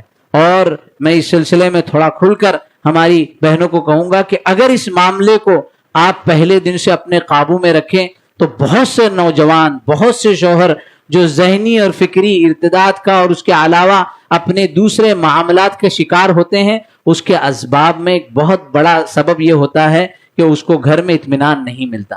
وہ کہتے ہیں نا کہ بھئی آج کل تو یہ کہ باہر کے کھانے بہت مل رہے ہیں، تو بھئی باہر کی، بمبئی میں تو مشہور نئی دوسری بیوی رکھی جاتی ہے. بلکہ ابھی ایک نیا مفتی صاحب ایک انفارمیشن کے اعتبار سے کہ ابھی یہ جو امریکہ کا الیکشن ہو رہا تھا تو ادھر ہمارے کچھ دوست بیٹھے تھے، تو کچھ نے تذکرہ کیا کہ پہلا جو صدر ہے وہ اور اس کی زوجہ کو سمجھ میں نہیں آتی کہ کیا ہے، وہ باپ بیٹی دکھتے ہیں یا کیا ہے، میاں بیوی کا تو معاملہ سمجھ میں نہیں آتا. اس پر ہمارے ایک دوست نے بتایا یہ حقیقت ہے کہ بمبئی میں بڑے بڑے جو بزنس مین ہیں، ایک بیوی تو ان کی گھر پر ہوتی ہے جو ریئل وائف ہوتی ہے، اور ایک ان کی بزنس وائف ہوتی ہے. اس کے بھی خرچے، اس کے خرچے ریئل وائف سے زیادہ ہوتے ہیں. اس کا کام صرف یہ ہوتا ہے کہ جب بزنس پارٹیز ہو تو اس کے اندر سج دھج کے وہ ان کے ساتھ جائے، پھر وہ آگے کہتے ہیں وہ بھی ایسی ہی ہے، باقی حقیقت میں کوئی وائف نہیں ہے. تو یہ صورتحال شہروں میں معاملات تک پہنچ گئی ہے. تو یہ تو سارے تقاضے، ساری ضروری جو تقاضے ہیں وہ بیوی پوری کرے اور شوہر جو بیوی کی ضرورت ہے وہ پوری کرے، تو معاملہ کی اور جگہ جانے یا اس کے سلسلے میں فکر کرنے کی کوئی بات ہی نہ ہو. ہمارے ہاں کوکن میں بہت سارے لوگ باہر رہتے ہیں، اب وہ جب شوہر باہر چلا جاتا ہے بیوی یہاں ہے، بہت سارے حادثات اس کے اس طرح کے پیش آتے ہیں. تو یہ پہلے سے پلاننگ ہونی چاہیے. آپ کا عزم پختہ ہوگا، اللہ آسان کریں گے. مودت اور رحمہ قرآن نے کہا ہے. مودت محبت کی انتہا کو کہتے ہیں. اور آپ دیکھ لیجئے قرآن نے تعبیر کی وَجَعَلَ بَيْنَكُمْ مَوَدَّةً وَرَحْمَةً، اللہ نے تمہارے لیے مودت اور رحمت کو رکھ دیا ہے. ہم خود اپنے سے دور کرتے ہیں. عام طور پر وہ لو ہوتا ہے نا، لو بیفور میرج، اس میں تو ایسا ہوتا ہے کہ ارے آپ چلیے، آپ چپل پہن لیجئے، آپ کھانا کھا لیجئے، اتنا اہتمام ہوتا ہے. آپ آئس کریم لیں گی، ارے آپ نے آج چائے پی ہے نہیں پی ہے، اتنی فکر ہوتی ہے. ریئل لائف میں تو کوئی فکر ہی نہیں ہوتی. اصل محبت تو لو آفٹر میرج ہوتا ہے، لو بیفور میرج نہیں ہوتا. میں تو اس میں کہتا ہوں کہ اگر اللہ نے ہم کو ایک ڈبے کے اندر 10 کلو پیار دے دیا اور ہمارے بعض نوجوان پہلے ہی پیار و محبت کر کے 5 کلو 6 کلو 7 کلو 8 کلو ختم کر چکے ہیں، تو بیوی کے لیے بچا ہی 2 کلو ہے، اب کیا پیار کرے گا وہ؟ تو پیار تو جو ازدواجی زندگی کا، زوجین کا جو ہے وہ آپس کا ہے. آپ کا محبت کا پہلو غالب رہے گا، بہت سارے مسائل اس سے حل ہو جائیں گے. اور دوسرا معاملہ رحمت. ایک زمانے کے بعد بڈھے سڈھے ہو گئے، اب وہ کون سی محبت ہوگی اس کو دیکھ کر میرا دل بے چین ہو، ایسی محبت تو باقی نہیں رہتی. لیکن اللہ کا نظام ہے، اس کے بعد رحمت کا جذبہ پیدا ہوتا ہے. ایک دوسرے کے لیے مرسی، ایک دوسرے کے غم. کہ بڈھے کو پوچھے چائے پیے، نہیں وہ ابھی آئی نہیں ہے نا، اس کے ساتھ ہی پیتا ہوں. کھانا کھائے، اس کے بغیر تو کھانا ہی نہیں کھایا جاتا. ابھی آج کل تو ویسی بڈھی بھی نہیں رہے، پہلے ایسی صورتحال تھی، آج تو یہ صورتحال اس سے مختلف رہی. بہرحال وَجَعَلَ بَيْنَكُمْ مَوَدَّةً وَرَحْمَةً، یہ دونوں کے لیے مودت اور رحمت. افہام و تفہیم. Understanding is a very and most important point in your marital life. एक दूसरे को समझने की कोशिश कीजिए. समझने से पहले ही मुआरजत, समझ से पहले ही इख्तिलाफ. और अंडरस्टैंडिंग का मौजू इंशाल्लाह नेक्स्ट टॉपिक में तफसील से आएगा कि कैसे आप समझे हवा को और हवा कैसे समझे आदम को. आदम का मिजाज क्या, इस पर तो एक किताब है, शायद मुफ्ती साहब इसका जिक्र करें. इस पर किताब है कि दोनों दो अलग अलग गोया क्या कहते हैं दुनिया की मखलूक थी. दोनों अलग अलग दुनिया की मखलूक थी. जहरा से आई है बीवी और मरीख से आए हैं शौहर. अब मैंने आपके प्रेजेंटेशन में देखा ना, मुझे याद भी आया कि आपको जिक्र करूं, उसके ऊपर थोड़ी तफसील होनी चाहिए कि ये दोनों अलग अलग गोया सितारे की मखलूक थी. अब इत्तेफाक से कोई मर्द वालों ने बना लिया अच्छा सा रॉकेट और पहुंच गए ज़ोहरा पर. अरे ये तो ज़ोहरा बड़ी अच्छी मखलूक है, तो कहा कि हम लोग आपसे शादी कर लें और साथ में रहें. कर तो सकते हैं, लेकिन आपका मिजाज अलग है, आपका माहौल अलग है, हमारा मिजाज अलग है, हमारा माहौल अलग है. तो कहा ठीक है, एक दूसरे के मिजाज का ख्याल रखेंगे. अब मरीख से ज़ोहरा, ज़ोहरा से मरीख, मरीख से ज़ोहरा, वो दोनों फुल हो गए. ये किताब इसी ऊपर है, दोनों फुल हो गए. अब कहा कि कहीं और बस्ती आबाद करना चाहे तो वो ज़मीन पर आ गए. ये ज़मीन पर जाते हैं और दोनों मिलजुल कर रहेंगे. ज़मीन पर आने के बाद दोनों भूल गए कि ये दोनों अलग अलग दुनिया की मखलूक है. तू ऐसा क्यों बोली, आपने ऐसा क्यों कहा, आपने ऐसा क्यों समझा. भाई दोनों के मिजाज को समझो. अंडरस्टैंडिंग, पहले सामने वाले को समझने कि किस पॉइंट ऑफ व्यू से कहा है. आम तौर पर मिसअंडरस्टैंडिंग, समझ की गलती बहुत दूर तक ले जाती है. वाकयात है इस पर, अभी वो बयान करने का मौका नहीं है. इसके बाद है बाहमी मशवरा और मुज़ाकरा, कि आप आपस में हर चीज का मशवरा करें. हम आमतौर पर खुसूसन शौहर ये समझते हैं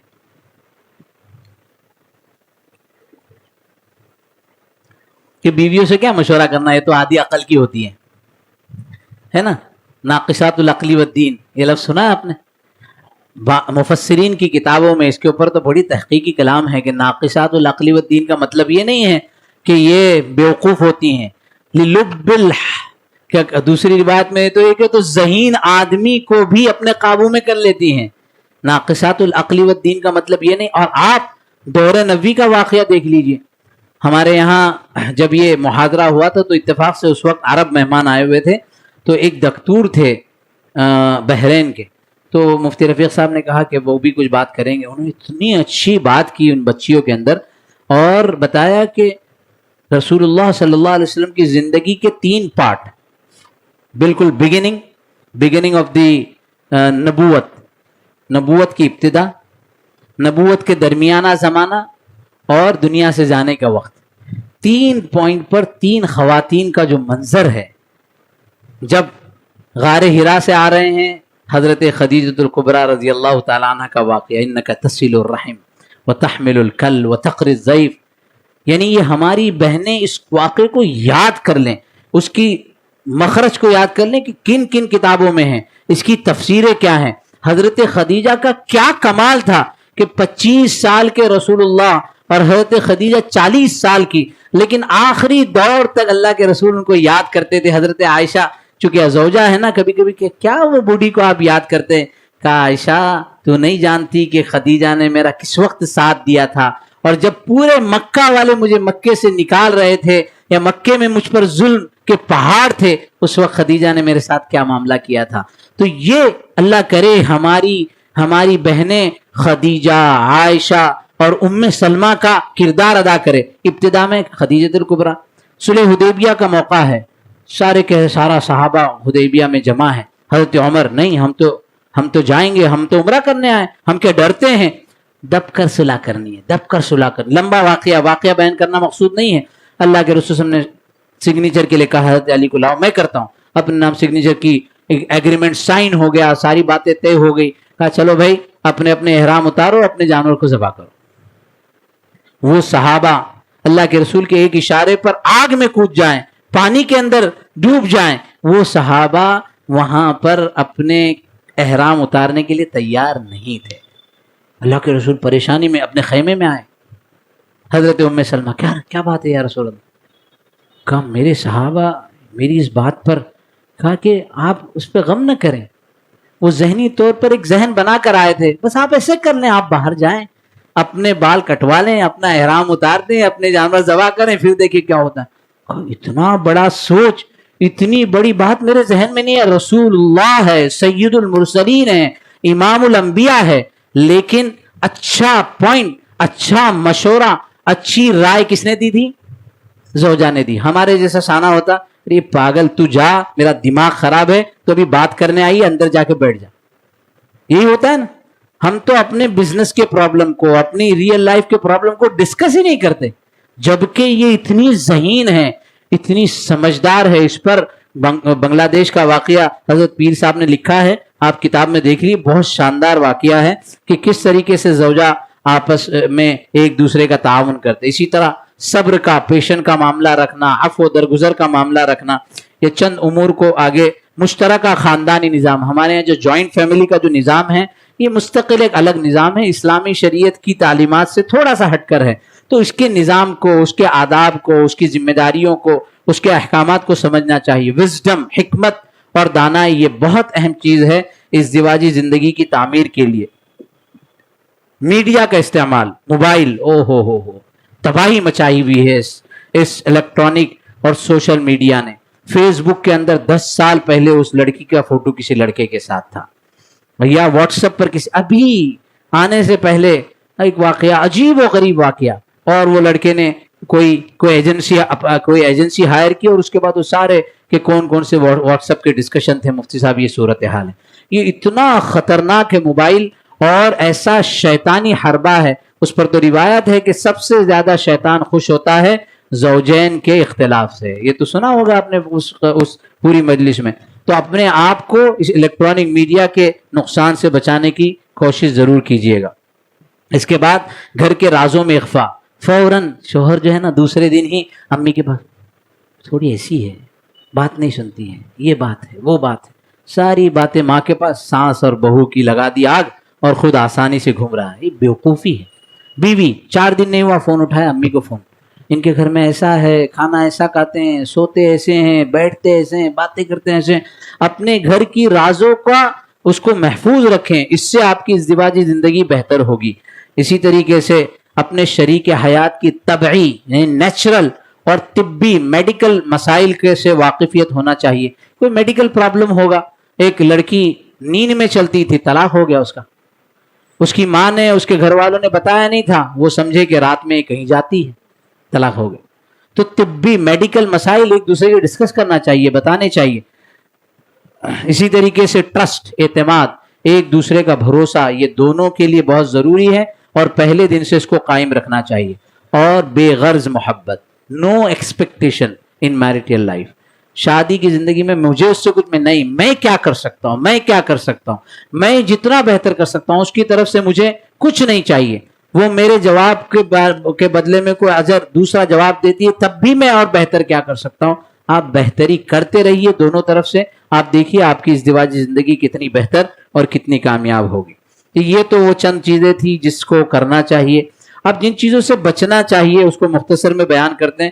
ایک تو خاندانی اور غیر شرعی رسوم و رواج, بڑا اہتمام ہوتا ہے. رسوم و رواج ہماری ازدواجی زندگی کو بہت نقصان پہنچاتے ہیں. ولیمہ اور اس طرح کی چیزوں میں دکھلاوا, بہت شو آف ہوتا ہے. 25 لاکھ 40 لاکھ قرض لے کر, چیزیں بیچ کر کی جاتی ہے. جتنا ان اعظم النکاح برکت نیسرھا مونا, روایات احادیث آیات میں اس سلسلے کی ذکر نہیں کر رہا ہوں. جہیز کا لین دین, بہت سے علاقوں میں یو پی وغیرہ میں تو بہت اس کے اوپر مسئلہ ہے. آپ کے یہاں ہوتا ہے مولانا جہیز؟ نہیں ہوتا. ہمارے کوکن میں بھی الحمدللہ اس پر صورت. بدگمانی, شکوک و شبہات, اجتنبوا کثیرا من الظن, گمان سے بچو. یہ گمان بہت سی مرتبہ آپ کی فیملی لائف کو ڈسٹرائیو کر دیتا ہے.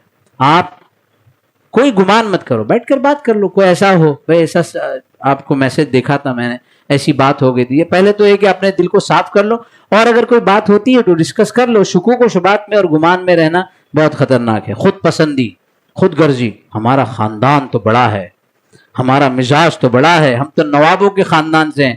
وہ نواب صاحب کہ بھائی وہ سب آ گئے لیکن چپل پہنانے والا کوئی نہیں تھا, اس لیے حضرت وہاں سے اٹھے نہیں تھے. تو یہ جو خاندانی مزاج ہے کہ خاندان لتعارفوا، یہ تو تعارف کے لیے، ان اکرمکم عند اللہ اتقاکم. تو اس لیے ہمارا تو ایسا ہے، ہم تو ایسے تھے، کبھی بیوی کی طرف سے یہ بات ہوتی ہے، کبھی شوہر کی طرف سے یہ بات ہوتی ہے. اب تو تم دونوں مل کر ایک خاندان بنے ہو، تم دونوں مل کر ایک سفر کے مسافر بنے ہو. وہ کہتے ہیں نا دو جسم ایک جان، دو جسم ایک جان. اس دو جسم ایک جان کے مزاج کو سمجھ کر اس ازدواجی زندگی پر چلنا ہے. اس کے بعد ہے عجلت، بے صبری، فیصلے میں جلد بازی. جا تو اپنے گھر پہ چلی جا، میں آپ کے ساتھ رہنا نہیں چاہتی، مجھے طلاق دے دو، مجھے خلا دے دو. یہ سارے فیصلے اتنی آسانی سے اور اتنے ہلکے سے نہیں کرتے. اس کے اوپر سوچ غور فکر کے ساتھ معاملہ کرنا چاہیے. ضد، ہٹ دھرمی، ایک چیز پر قائم رہنا کہ میں تو ایسا ہی کروں گا. مجھے تو، میں نے اپنے نانا کو دیکھا تھا، میری بات بتا رہا ہوں، میں نے اپنے نانا کو دیکھا تھا کہ وہ صبح 4 بجے نانی ان کو چائے پیش کرتی تھی فجر سے پہلے. اب میرے دل میں یہ تھا کہ بھئی میری زوجہ بھی مجھے چائے پیش کرے فجر سے پہلے. اب چائے نہیں پیش ہو رہی ہے، میں نے سمجھایا بتلایا تو چائے ملتی ہی نہیں ہے. تو جب تک تو کورس نہیں کیا تھا نا، مجھے بڑا غم ہوا کہ کاش میرے نانا کی زندگی کتنی اچھی تھی. پھر نانی کے ساتھ ایک مرتبہ ڈسکس ہوا تو کہا وہ چائے تو جب ہے نا تیرے امی کی شادی ہو گئی اس کے بعد یہ سلسلہ شروع ہوا. میں نے کہا ارے ابھی تو بہت آگے کی بات ہے یہ.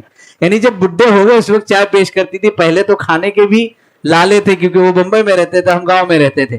تو یہ سب چیزیں جو ہم بنا لیتے ہیں نا اور ایک ضد پر قائم ہو جاتے ہیں، یہ بہت خطرناک ہے ازدواجی زندگی کے لیے.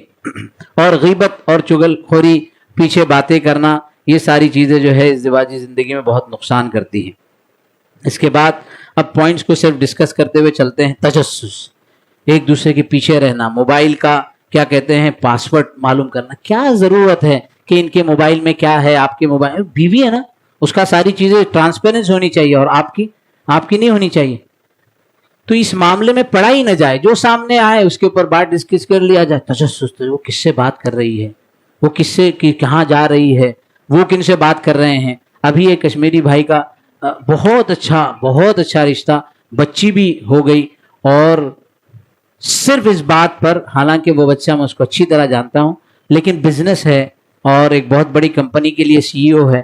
تو ان کی جو آفس اسٹاف ہے اگر وہ فون کرے یا ان کے الگ الگ کلائنٹ سے وہ فون کرے، بس بیوی کو یہی رہے کہ بھئی یہ کوئی گڑبڑ ہے، یہ کوئی گڑبڑ ہے، یہ کوئی 7 سال سے کہتے ہیں مفتی صاحب ہر لڑکی کے بات پر یا اس کے نام پر بس گڑبڑ ہے گڑبڑ ہے گڑبڑ ہے، اتنا سن لیا کہ رشتہ ختم ہو گیا. تو یہ صورتحال نہیں ہونی چاہیے. دونوں طرف سے یہ صورت ہوتی ہے. اس کے بعد ہے اختلافات کو ختم کرنے میں تاخیر کرنا. جھگڑا ہوتا ہے، ابھی یہاں بڑے بڑے بزرگ بیٹھے ہیں، مفتی صاحب بھی ہیں، مجھ سے پوچھ لیں، میں مفتی صاحب سے نہیں پوچھوں گا کہ بھائی کبھی جھگڑا میاں بیوی کا جھگڑا ہوا کہ نہیں ہوا. بھائی ایسا کون سا گھرانہ ہوگا کہ جھگڑا نہیں ہو، بات خراب نہ ہو. دونوں الگ الگ مزاج کے ہیں، لیکن بہت لمبا اس کو نہیں کرنا چاہیے.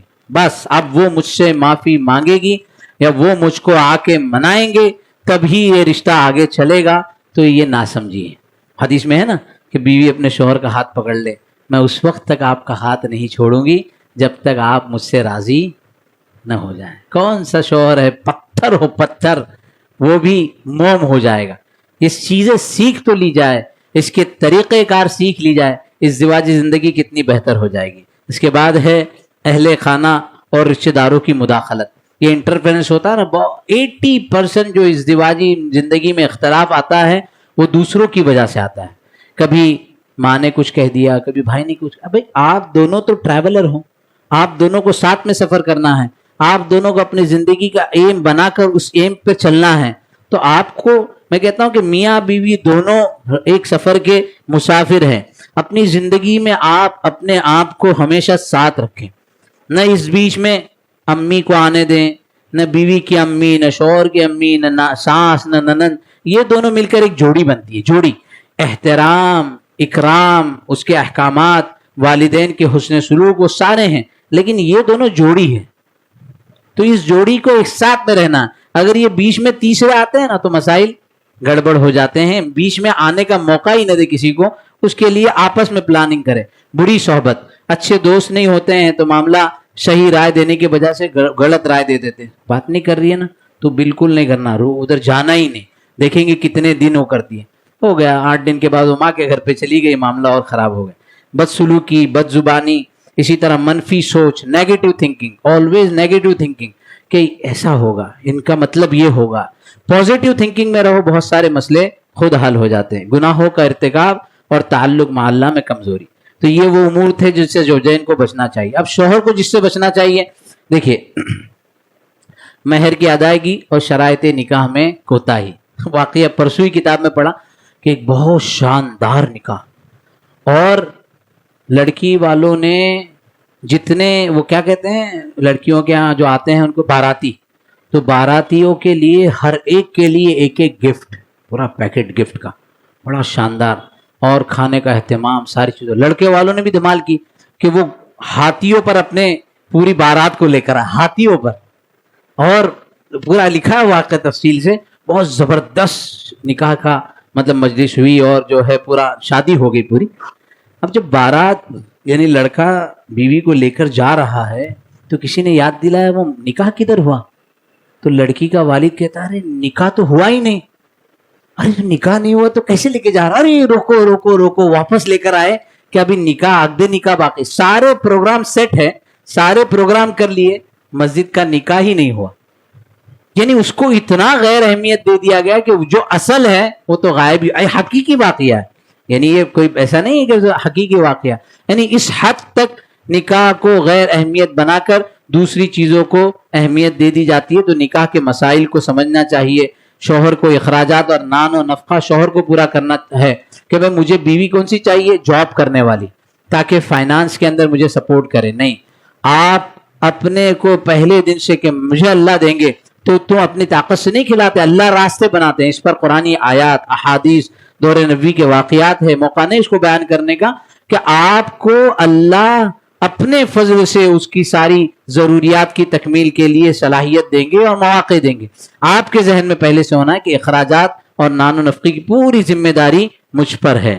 اسی طریقے سے گھریلو کام کاج میں دلچسپی, کبھی جھاڑو لگایا, ابھی یہاں پوچھے جو شوہر والے ہیں کبھی گھر کے کاموں میں برتن دے, بیگم آج تم ذرا بیمار ہو, میں برتن میں دھو لے لیتا ہوں, آج کی بریانی میں بنا لیتا ہوں. میں نے ایک دن بریانی بنائی تھی, 6 گھنٹے لگے تھے مفتی صاحب, اور 6 گھنٹے کے بعد جو بریانی بنی, بیگم تو بیگم ہے, ارے اس میں نمک کچھ لگ رہا ہے گڑبڑ, کھانی ہے اتنی محنت سے بنائی ہے. تو سمجھ گئے بات کہ گھریلو کام کاج میں ہم آپس میں ایک دوسرے کا ساتھ دیں. بھائی کبھی پیاز کاٹ لیتے ہیں, کبھی ٹماٹر کاٹ لیتے ہیں, اس طریقے کی چیزوں میں ساتھ دینا ہے. حدیث میں اس کی بہت فضیلت ہے. گھریلو کام کاج میں دلچسپی لینا, بیوی کے رشتہ داروں کی عزت کرنا, اس کے والدین کی, اس کے بھائیوں کی. بہت سی مرتبہ شوہر ان کو کیئر ہی نہیں کرتا, سالہ گھر پر آیا رہے گا, ملے گے تو دیکھیں گے, چھوڑ. تو اس کا مطلب اس کو بے عزت کرنے سے ہماری وقت بڑھتی ہے. ایسا کچھ نہیں ہے. اپنے والدہ اور بیوی کے درمیان عدل کرنا, میاں بیوی ایک طرف, میں اس کو سمجھاتا ہوں, یہ دوسرا ایک کورس ہے کہ سیسا ہوتا ہے نا, سیسا ہمارا جو دوسرے کورس میں اس کے اوپر پورا وہ پریزنٹیشن بھی بنا ہے. تو سیسا دیکھا, سیسا ہوتا ہے آپ کے یہاں کا وزن بچے کھیلتے ہیں, گارڈن میں لگاتے ہیں, اس کو سیسا بولتے ہیں, آپ کے یہاں پتہ نہیں کیا بولتے. یہاں کا وزن بڑھ جائے تو یہاں والا اوپر, اور یہاں کا وزن تو بچے دباتے ہیں, وہ نیچے یہ اوپر, وہ نیچے یہ اوپر کھیلتے ہیں نا. تو ازدواجی زندگی میں شوہر کی پوزیشن ایسی ہے کہ وہ بیچ میں کھڑے رہیں. ایک طرف امی ہے اور ایک طرف بیوی ہے. اس کا جسٹس, اس کا بیلنس اتنا زبردست ہونا چاہیے کہ نہ ماں کی طرف اتنا جھک جائے کہ بیوی کے ساتھ ظلم ہو, اور نہ بیوی کے سر اتنا جھک جائے کہ ماں کے ساتھ ظلم و زیادتی ہو. یہ دونوں کے درمیان عدل کرنا یہ شوہر کی ذمہ داری ہے, اور یہ پوری پلاننگ ہے, پوری ٹریننگ ہے. عام طور پر شوہر اس سلسلے میں جو ہے ظلم و زیادتی کا شکار ہوتے ہیں. کبھی چھوٹا سا جھگڑا ہوا, بیوی کو لے کر الگ گئے, ماں باپ سے کوئی تعلق نہیں, اور کبھی ماں باپ کی بات ہے تو ماں باپ کی طرف اتنا جھک گئے کہ بیوی سے پھر جو ہے بالکل اس سے قطع تعلق کر لیا. تو یہ دونوں چیزیں اپنی جگہ پر غلط ہیں. شوہر کو جن چیزوں سے بچنا چاہیے, چھوٹی چھوٹی باتوں پر نکتہ چینی کرنا, بیوی پر تان و تشنی کرنا, کبھی غربت کا تان دیا جائے, کبھی اولاد کے نہ ہونے کا تان دیا جائے. اسی طرح گھر سے غیر حاضر رہنا, رات میں بہت دیر سے گھر آنا, یہ بہت غلط اور بری عادت ہے. کیونکہ جو لڑکی اپنے ماں باپ کو, اپنے پورے گھر کو, گھر کی ساری کہتے ہیں نا ساری سہولیات کو چھوڑ کر آپ کے گھر آئی ہے, وہ کوئی گھر میں کام کرنے کے لیے آئی ہے, وہ گھر کے تقاضوں کو پورا کرنے آئی ہے, اور آپ جو ہے رات میں 12 بجے 1 بجے 2 بجے بغیر کسی اطلاع کے جب چاہے جب آتے ہو میرا گھر ہے، یہ صورتحال صحیح اور درست نہیں ہے۔ اسی طریقے سے بیوی کو پابند کرنا، خود آزاد رہنا۔ بیوی کو تو ایسا برقع چاہیے، کان پہ پٹی بھی چاہیے، اوپر سے یہ بھی چاہیے، ایسا کرنا، اور خود تو ایک دم ہائی فائی، بہت اچھا سا کوٹ، بہت اچھی سی ٹائی، اور اس کے علاوہ دیگر چیزوں کے اندر بھی یہ بھی غلط طریقہ ہے۔ مار پیٹ اور ذہنی تکلیف دینا، ذہنی ٹارچر، یہ ٹارچر جو کیا جاتا ہے، فزیکل اینڈ ایموشنل ابیوز، کہ ایموشنلی اس کو اتنا پریشان کیا جائے کہ پھر وہ آپ کے گھر پر رہنے کے لیے تیار ہی نہ ہو۔ کسی غیر عورت کا تذکرہ اور خیال بیوی کے سامنے، یہ ایسی محبت ہے میاں بیوی کی، بیوی اپنی محبت میں شرکت پسند نہیں کرتی، جیسے اللہ تبارک و تعالی وحدہ لا شریک لہ ہے کہ اللہ کی توحید اور الوہیت میں کوئی شرکت پسند نہیں، ایسے بیوی اپنی محبت میں کسی کو شریک۔ ہمارے ایک دوست ہیں، میاں بیوی کا بہت اچھا تعلق، کہتے مفتی صاحب میں بتا نہیں سکتا، میرا بچہ ہوا وہ 1 مہینے کا تھا، اب میں روزانہ اس کے ساتھ کھیلوں، اس کو اٹھاؤں گھوموں، اور روزانہ بیوی کے چہرے پر دیکھتا تھا کہ چہرے پر کچھ الگ تاثر ہے۔ بیگم کیا ہو گیا؟ وہ ابھی بھی کہتے ہیں بیگم، ابھی تو ان کی ماشاءاللہ عمر 65 سال ہے، کیا ہو گیا، کیا بات ہے؟ نہیں کوئی بات نہیں۔ اب وہ ایک دن ایسے کھیل رہا تھا تو کہتی ہے کہ ہاں ابھی تو یہ بیٹا ہی تم کو دکھتا ہے، میں تو دکھتی ہی نہیں ہوں۔ اس وقت ان کے دل کو جھٹکا لگا کہ یہ اپنے اولاد کی محبت کو بھی اپنی محبت میں شریک کرنا پسند نہیں کرے گی۔ آپ غور کیجئے، اس کا جو حق ہے وہ تو پورا دینا ہے، اس کے ٹائم میں آپ بچے سے محبت کر رہے ہو، اس کی طرف توجہ نہیں دے رہے ہو تو غلط بات ہوگی۔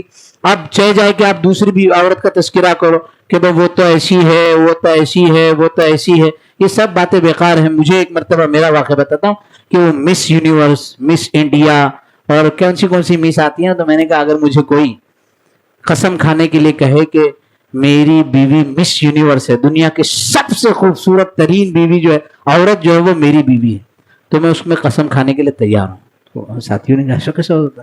اس کے تو پورے کرائٹیریا ہوتے، لمبائی کتنی، چوڑائی کتنی، کان کیسے، ناک کیسے، لینگویج کیا، ساری چیزیں۔ کم میرے لیے تو ایک ہی عورت ہے، 1/1، اس کے اوپر تو کوئی ہے ہی نہیں، تو وہی میرے لیے سب کچھ ہے۔ آپ تیسری عورتوں کو دیکھیں، آپ بڑے بڑے پوسٹرز دیکھیں، فلموں کی وہ دیکھیں، اور اس کے بعد اپنے گھر میں اس کو اپلائی کرنا چاہیں تو آپ کی ازدواجی زندگی بہت کھٹائی کا اور پریشانی کا شکار ہوگی۔ اسی طرح بے عزت اور سب و شتم کرنا۔ اب بیوی کو جن باتوں کی طرف توجہ دینا چاہیے، شوہر کی اطاعت، شوہر کے گھر اور مال کی حفاظت، اپنی عزت اور آبرو کی حفاظت، قدردانی کا جذبہ، کہ وہ حدیث ہے اللہ کے رسول صلی اللہ علیہ وسلم نے فرمایا کہ سب سے زیادہ جہنم کی طرف میں نے دیکھا خواتین ہیں۔ کہا کیوں؟ اس لیے کہ تکفرن العشیر، وہ اپنے شوہروں کی ناقدری کرتی ہیں۔ ناقدری کے معنی میں ہے کفر یہاں پر۔ بچوں کی نگہداشت اور تربیت، گھر کے اندر سلیقے کی خیال رکھنا، گھر کو نظافت سے رکھنا، یہ سب امور بیوی کو کرنے کے تھے۔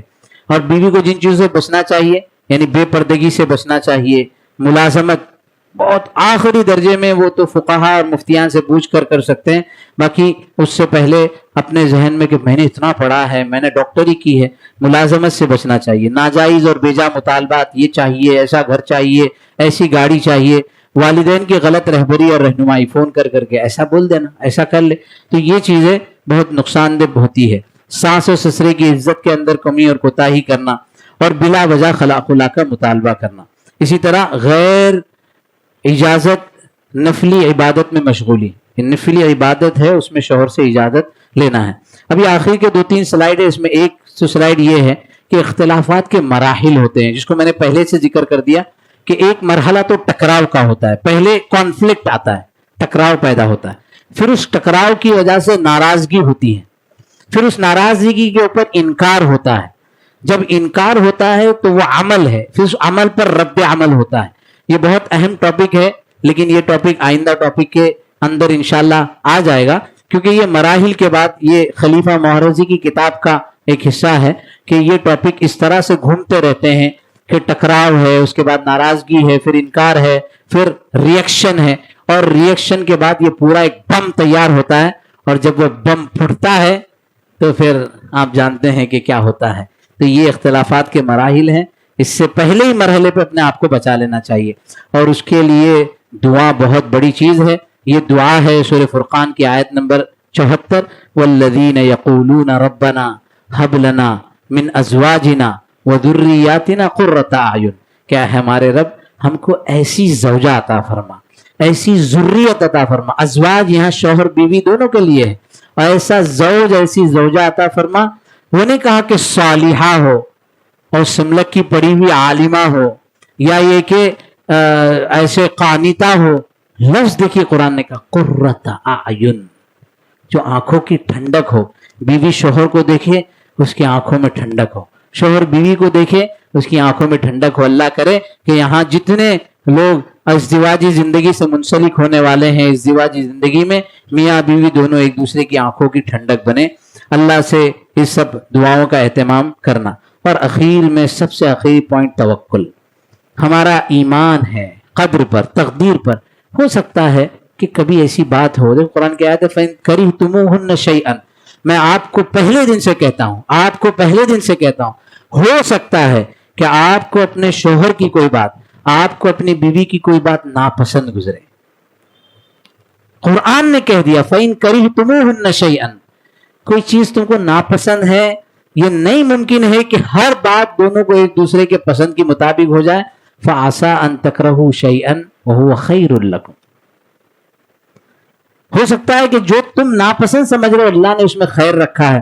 اس پہ بے شمار واقعات ہے، میری زندگی کے خود واقعات ہے. ہمارے پاس کاؤنسلنگ کے لیے جو لوگ آتے ہیں ان کے واقعات ہیں کہ ہم تو سمجھ رہے تھے کہ اس سے نقصان ہوگا، لیکن اللہ نے اسی میں خیر رکھا. اسی میں اللہ تبارک و تعالیٰ نے ہمارے لیے. تو تھوڑا سا ویٹ اینڈ واچ اپنی زندگی کے مراحل کو آگے دیکھے. شوہر کے لیے ہے کہ وہ بیویوں کی 3 چیزوں کی طرف بھی، عورت کو 3 چیزیں چاہیے اپنے شوہر سے: اٹینشن، اپریسیشن اور تحفظ. یہ 3 چیزیں کہ اس کی طرف توجہ دے، اس کے اوپر پورا تفصیل ہے. بہرحال یہ توکل جو ہے کہ ہم اللہ کی ذات پر، نکاح تو ہو گیا ہے، اب ہم کو ازدواجی زندگی کو بہتر بنانا ہے. قرآن کریم کی صریح آیتیں ہیں جو اللہ پر بھروسہ، ساری کوششیں آپ نے کر لی، جتنا آپ کو مٹیریل یہاں دیا گیا تھا پورا اپلائی کر دیا، لیکن اس کے باوجود بھی ٹینشن ہی ٹینشن ہے. تو اس کا مطلب یہ نہیں ہے کہ آپ نے پوری پلاننگ کر لی اور 100% آپ کامیاب ہو سکتا ہے آپ کی کامیابی کا سفر ابھی نہیں کسی کو سمجھ میں، ابھی کامیابی کا سفر ابھی آپ کا جاری ہے. کامیابی ایک دن میں نہیں ملتی ہے، بزنس کی کامیابی سالہ سال کے بعد ملتی ہے. کچھ لوگ بزنس کرتے ہیں اور گروس پروفٹ تو بہت ہے، نیٹ پروفٹ کا حساب لگا تو پتا چلا کہ آوک سے زیادہ جاوک ہے. مولانا طلحہ صاحب بہت زور سے گردن ہلا سے کہ مولانا کو بزنس کا اچھا اندازہ ہے. تو gross profit is not real profit. Net profit تو انشاءاللہ دنیا سے جانے کے بعد اللہ تبارک و تعالیٰ کی بارگاہ میں ملے گا، اور اس کا تو کوئی ہم اندازہ نہیں لگا سکتے. اس سلسلے کی روایات اور احادیث بہت سی ہیں. بہرحال یہ مختصر سا جو ہے خلاصہ 2 منٹ میرے آگے ہو چکے ہیں. یہ موضوعات تھے کہ اس میں ازدواجی رشتے کی تعمیر آپ کو بتلائی گئی کہ آپ اسٹیپ بائی اسٹیپ اس جرنی کو، اس سفر کو جاری رکھیں. انشاءاللہ منزل آپ کے قدموں تحت ہوگی، منزل آپ کے قدموں کے نیچے ہوگی. ہم دعا بھی کرتے ہیں کہ تمام شرکاء کی ازدواجی زندگی کامیاب اور کامران ہو، اور اللہ تبارک و تعالی ہم سب کو دنیا اور آخرت دونوں جہاں میں کامیاب فرمائے. وآخر دعوانا ان الحمد للہ رب العالمین وصلی اللہ وسلم علی نبینا محمد وعلی آلہ وصحبہ.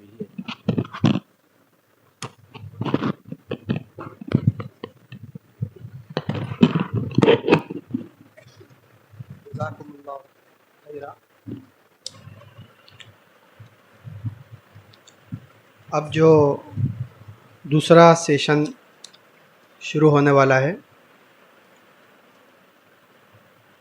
مفتی قاضی اشفاق صاحب کی تمام ہی باتیں ماشاءاللہ ہم لوگوں کے لیے قابل عمل بلکہ واجب العمل ہیں. بیچ میں ایک بات جو انہوں نے فرمائی کہ بیوی کے رشتہ داروں کی تعظیم و تکریم، اس میں ابو داؤد شریف کے اندر ایک روایت کا چھوٹا سا ٹکڑا ہے. حدیث کا نمبر ہے 2129. حضور اکرم صلی اللہ علیہ وسلم فرماتے ہیں کہ وَأَحَقُّ مَا أُكْرِمَ عَلَيْهِ الرَّجُلُ ابْنَتُهُ أَوْ أُخْتُهُ.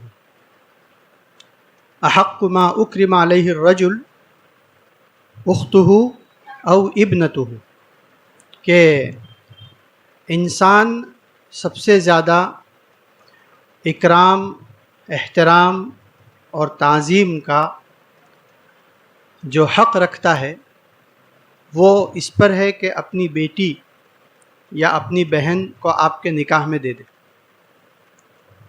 کوئی آدمی اپنی بیٹی کو نکاح کرا کے آپ کے حوالے کر دے، کوئی آدمی اپنی بہن کو نکاح کرا کے آپ کے حوالے کر دے، اس کا یہ اپنی بیٹی کو یا اپنی بہن کو نکاح کر کے آپ کے حوالے کر دینا، یہ اتنا بڑا عمل ہے، اتنی بڑی اس کی قربانی ہے کہ اس کی بنیاد پر وہ آپ کے اکرام و احترام کا سب سے زیادہ حقدار بن جاتا ہے. ہائی وے کے اوپر ہم لوگ سفر کرتے ہیں تو ٹرک کے پیچھے، بعض ٹرکوں کے پیچھے لکھا ہوا رہتا ہے کہ دلہن ہی دہیج ہے، دلہن ہی دہیج ہے. واقعہ یہی ہے. اس کے بعد کسی دہیج کی ضرورت نہیں ہے کہ آدمی اپنے جگر کے ٹکڑے کو آپ کے حوالے کر رہا ہے.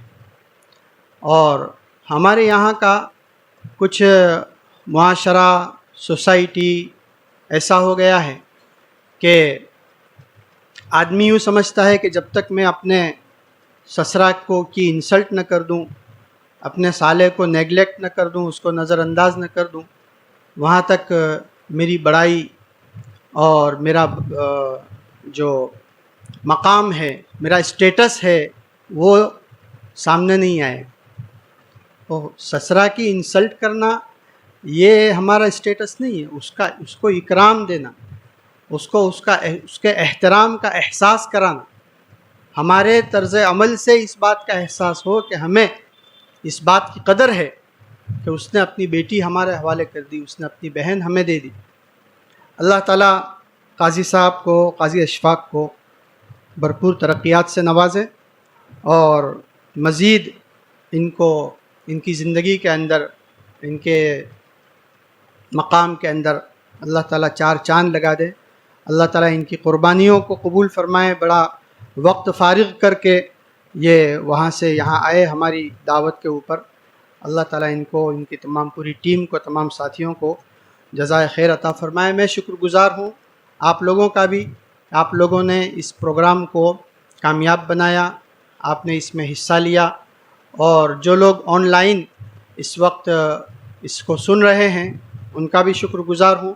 اور سب سے بڑھ کر کے ہماری جو دارالحمد کی ٹیم ہے، مولانا داؤد ہیں، مولی مصعب ہیں، مولانا عبدالاحد ہیں، مولی شماس ہیں، ہمارے بھائی عبدالرحیم ہیں، مولانا انور ہیں، اور حافظ زبیر واڑی والا ہیں، مولی جنید کاپڑیا ہیں، اور بھی بہت سے ساتھی.